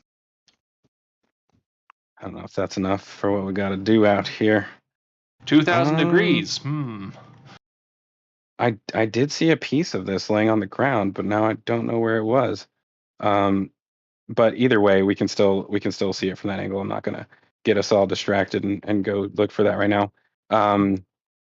But yeah, I mean that's cool. That's better than what I thought it was. I thought it was like some sort of wrap, but steel covers for those sections is really cool actually. I mean, you might as well just do the whole thing, right? Looks like they've done good portions of it, but it's all kind of patchwork here. Yeah, it's just all the areas where they have to install insulation that got burned off. And then they're going to have to do additional insulation for the area on the right. They've got 2 of these panels here. And it looks like they did insulation on that top one, because that looks like it was torn. Insulation underneath it? Yeah, there's something else going on there, so it's been re-insulated, I think. Or it's exposed in there. It's a bend, so I think they... yeah, it's a bend like the ones on the left. This is really cool. I have a feeling that they're actually... these could be some of those sheets that we see outside of the ground fab building. They're actually like bending these over there. Ooh. Okay, so they cut this out the other day. And now they've reinstalled a walkway here. And it's got a lot of perforations. It's like it's got a kick plate too, so stuff doesn't fall over. Yeah, what's that about? That is a very odd addition. I could understand where it's like stuff was falling out from there or something, but that is strange. Maybe it's drainage? No, that doesn't make sense. The rest of it's perforated, right? Yeah, it's almost the whole thing's perforated. It's just it kicks inwards for some reason. Oh, what if a piece of shielding needs to get mounted onto this? On the plate sticking up is the area to mount to. Yeah. That could even be a tab for something up between the two of these. But I'm assuming we would see those everywhere soon, right? That's really the only one. Yeah, so that spot right there on the right, Philip just DM'd me here. They said it's only on the bends. This one looks like it's on a straightaway. So yeah, that's a straight, and then the left is on a straight. bend. These are bends. This is a bend. So that's it's not just on the bends only. It's only with, well, wherever they have what appears to be the like the stuff next to the stairs that's exposed. On second thought, he could be right. Well, I think the bends are. That may actually be a bend. Right here. That one's a bend, but the one on the right, that's harder This for me is a to tell. straightaway. It looks like a straightaway right here. Fun times. It looks like it would be a bend too, because each one of these would be a bend. Yeah. So that would be a bend as well. It just looks straight. Yeah, all of the welds should be after the bends, though, I think. Yeah. They may not weld it. We've got some more pictures to go through. One of the ones that I really just wanted to show is the one to the far right. All the way? You just passed it. No, you just skipped it. It was the chopsticks. Looking up from the chopsticks. He's still outside of Starbase's property line. Zoom out of this one. It just looks like he's right underneath because they're so high up. But yeah, this is one of the rare views that you get underneath the chopsticks like this. I see the bumpers are still off. They have one on right here, and there's another one. There's some installed on this side too. They took off the center bumpers where it was interfering with the ship. Yeah. Initially, I thought they took all of them off. They only took off the ones they needed to, so they could get ship 24 up as quickly as possible. Okay. They're going to have to redesign some part of the ship, or the more likely the chopsticks, so they can keep the bumpers on. I don't think there's an angle showing this side of this. Oh, we can see them right here. Yeah, they're all back. And you can see the other side as well. Oh. There's a missing segment. Oh yeah, there's only one over here. Yeah. And then These the look middle different. could be missing as well. Right where the actual bumper- stabilizer, Yeah. where it bumps against the ship. That makes sense. So, how close are we to completeness on the chopsticks, you think? They need to figure out the bumper issue. They They've need to never remove. raised the rails a single time. That's what I was thinking about. Have they raised the rails, and are the rails hooked into the buffer system? I thought they did. They're not done with it. I haven't seen them There's- test it. Yeah, but there's several buffers missing, or the absorption. What do you want to call them? Gas springs. Yeah, gas Yeah. springs. Yeah, they're getting close, but not quite yet. And I'm glad because they're focusing on other stuff, which is good. Things There's that get us to orbit. There's a good chance they've tested it. We've just missed it. Very good point. That would suck. I mean, Exactly. it's like a foot or two up, and you would never notice unless you're looking at it zoomed in. I mean, while it's up here, we would never notice it. So if they were testing it, it's probably now. Which would suck. We probably just gave them an idea. In case it breaks, do it up there. Raining more hydraulic fluid everywhere. Yeah, broken stuff raining all down from the top of the tower. Well, I love the smell of hydraulic fluid in the morning. Thanks, Elon. Listen, everyone, we are approaching the end of that 3-hour mark, so I want to make sure that we have a chance to answer any questions that may or may not have gotten answered earlier. So, Indy, did we have any remaining questions? We actually have lots. Oh, of wait, questions. we didn't even touch on the concrete. What are And we we got doing? Donations. So let's do donations real fast, and then we'll go back to concrete. We have a donation from 55 Chevy Guy Steve. He says, "Here's to Ultra Purge." And he donates $10. Then Drop Bear donates $20 and says, "Burp, Ultra Purged." Then John Dobker donated $20 because his lovely Victoria just she was able to fly her SN5 model rocket 50 feet up in the air. So he writes, "Big thanks to you all at RGV." He's a big shout out to his little one, Victoria. We got our SN5 model rocket to fly 50 feet. We're Team Space. So yay for them. $20 donation. And Mistletoe Profit donated $20 in support of Victoria's SN5 model flight. So congratulations, Victoria. That's amazing. Send us pictures or something, John. We want to see. Yeah, I want to see the video. And now back All right, to concrete. So thank you so much, Victoria. That is an amazing thought of doing your first rockets. The Estes rockets are always so much fun. We're looking at concrete, you said, Zach. If you go down, you can see that little patch. Fast approaching. Yeah, it's tough to tell. The top of the 3 hours, just so you gents are aware. For sure. Okay. Yeah, it looks like it might be. This might be it. Is it? It's just a circle. It's not a hexagon. Okay, hold on. It's this. It looks like it's filled in right here, but over here you can see that they haven't done it yet. I think it's just a circle in the shape overall. Do we have any other good? Yeah, let's look at that view. Hello plates in the back. Those are kind of standing out. They've had a bunch of different ones. Oh, to the bottom. Yeah. Yeah. But anyways, yeah. Because they moved the doghouse. The concrete is looking very different there, unless that's somehow just dirt that they piled onto it, which wouldn't make any sense. Well, I mean, they still have all these bags over here, so I'm wondering where the rest of those go. If it almost looks like they're, I mean, does this get applied in layers? That's the question. Or they're doing, that doesn't make any sense. If they would do the inside then the outside, which honestly they do a lot of stuff like that. Now that I think about it, like pour the whole inside and then do the outside. Yeah, as a second pour.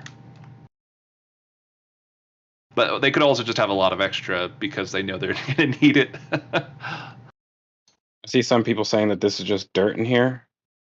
It looks dirty, but I don't think that's just dirt. You can actually see that there was on the previous photo, there was a defining line going around the whole thing in the shape of a circle. So yeah, right there, and it goes all the way even on the left side. It continues on over there. Yeah, that's very tough to tell. It's almost like it never happened. I mean, it looks like they didn't have to dig out here at all, but looks like it does look like it's covered in dirt a little bit on this part. It's really hard to tell what we're fully seeing from this angle. Yeah, they might be just going through and testing out the Fondag and replacing the Martite and Hey, look deciding. at this, Thomas, though. Look at this one. I just see power lines all over the place and nothing super easy. I could kind of see a line going around a circle again, just in front of the leg a few feet, maybe about 4 feet in front of each leg. Right here. Yeah. Interesting. I wonder if they've done this part right here too, because it doesn't look like the pattern goes over there. We need a 50-foot flyover on this one. Maybe SpaceX will oblige. We need a lower one. Help us out, SpaceX. Get some drone shots of those sweet drones. And I'm really excited to see how these lights, how they do handle the lights on the side of here, like putting that through the paneling. Well, one of the pictures you showed of the paneling, I believe they already answered that question. It's going to go vertically. They're just going to have to relocate the panel. Okay. The lighting panel. Yeah. Yeah, that one would work on the left. There you go. By the way, PK said Fondag is a darker brown than concrete. Oh, it'll be the other side of the tower, Highway 4 Oh, side. yeah. The right level, just the wrong side. Yeah. Whoop. I think you passed it. Again? Oh, man. Struggling. Here. It's still the wrong side. Yes. Still the wrong side. There we go.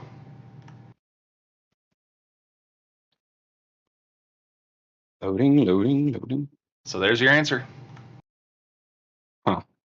So the other one was on the upper floor, right? The third floor. So you think they'll just move it down? So I think Sorry, go ahead. There's actually one just right behind it, just to the right, about 2 feet up and about a foot over to the right from that hole. A little bit right down, a little bit more left and up. But yeah, about a foot up, 2 feet to the right. There you go, right there. There's an actual light in here? Yeah. Okay. So it's not too far. It's just it's a horizontal light versus a vertical light. Okay, that makes sense. So just move it over to the side. That'd be cool. Do a bit more protection on it as well, because you don't want to replace light bulbs every flight. Agreed there. Well, as Indy mentioned, we are at the end of the show, and I don't know if we had any more remaining questions or donations to get to, but if we do, we can touch on those really quick, and then we may wrap the show up. It is a Sunday, so it's a little bit late for us as far as what we normally do. But again, we want to thank you guys for everything. And Indy, did we have anything remaining? $10 donation from Arthur Long, and then we have lots of questions. But if these folks want to come into chat, they can ask them. We can answer them there. Most of these people are regulars who have questions. Let's do a speed round of questions. All right. Starting from the top, there are questions about. Okay, so Benjamin Klein wants to know, could they now need more time to reinforce the weldings on ship 25 because they need to on ship 24 now? Yes, they're the same ship, so same work needs to be done. It gets a bit complicated because we don't know exactly how things revise. Like, as similar as 24 and 25 are, they do revise things between ships. So it depends on the reinforcements in the aft section, if it's applicable. It's definitely very possible that they will, but there's nothing for certain. To add on to that, ship 25 has nowhere to go because ship 24 is taking its spot. It's got engines attached, it's ready to do a static fire, but 24 is sitting there taking its sweet time. Alternate, 25 will never fly, so it doesn't matter. Oh no, I want Starlinks, please. All right, so we just got a donation from John Dopker again, $10. He says, let's bust that 600 mark, y'all. So he's inviting everybody to hit that like button in the last moments of the show. Next question is from Just a Mimo. Has SpaceX applied for any permits for the site, Massey's? It may tell us what's up there. Do you know? I've seen a couple of permits that would refer to the area as Astra, that Massey's may also refer to that as well.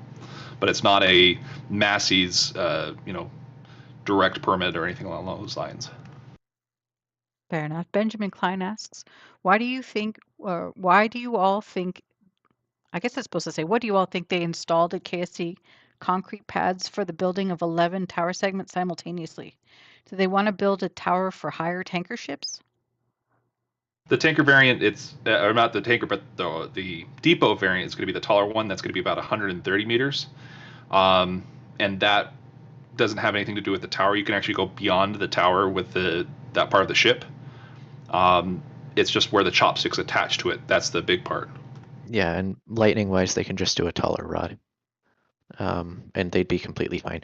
I don't expect we'll see a taller tower than the 143 meter like they have now. Okay, Sergeant Snipey wants to know. So those flame diverters, could they be going under the OLM in a circle in the center because they have a tamper around the edge? Would need some sort of dome in the middle. So, Yeah, it would need something in the middle if it's going to go in that area, but it would have to take, what is it, 7.5 megatons? Some crazy amount of thrust, because it's the entire weight of both vehicles, their fuel, and you have to multiply that by 1.5, because that's basically what it will be. Ooh, sneak peek. Thank you. What are we looking at, Yeah. Zach? I'm not sure if I'm supposed to show these yet or not, but I think these are. I was seeing if you had the tower one finished. This is a different one than what I thought it was. So, But yeah, so the vehicle itself for the orbital variant or the depot variant, it's going to be much taller. It's going to be pretty much all fuel, and I am hoping at least 9 engines on that one, because otherwise it's going to have a really messed up thrust to weight ratio that's not in the positive for a while during flight. Fair enough. Mistletoe Prophet just donated $25 for 620 likes, he says. There's a few more questions, but we are hitting 10 minutes past the hour practically. Keep going? well, I guess if people want to come into the Discord server and hop into the Red Studio, if you guys have some more questions, we will be happy to answer them there. If you guys are patrons, you can. That is a benefit of being a patron. You can hop onto the Discord server. And we'll be in the green room. Yes, the green room. Sorry. So yeah, I guess we'll take the rest of the questions there and call it there for now. So thank you all for joining us. My name is Zach. I'm really glad to be here with you guys, and glad we got a flyover in this week, so that we weren't only covering ground images, because it's really helpful to actually be able to see things from that aerial perspective. So hopefully you guys enjoyed the show, and we'll see you guys next week. I'll pass it on to Thomas. Hello, thank you again. This has been an amazing week, amazing pictures, and Mauricio, you did an amazing job on these. So off to you. All right, I want to thank everybody that helped out and supported our mission to document SpaceX here. And without the support, we wouldn't be able to do these flyovers. And one last thing, I want to thank the Starbase Weekly crew here for all the work that they do. And that's it. I'll pass it along to Indian Star here. Yep. Thanks. Hey guys, thanks for joining us. Hope to see you next week. Jaxie, it's all you. Yeah, that was a good episode. A lot of good photos. The site's constantly moving, so there's always stuff to cover. So yeah, thanks for watching. I guess we'll see you all next week. I think we're up to Grandpa Joe now. Great. Main engine cut off. Stage separation confirmed. Love you. Bye.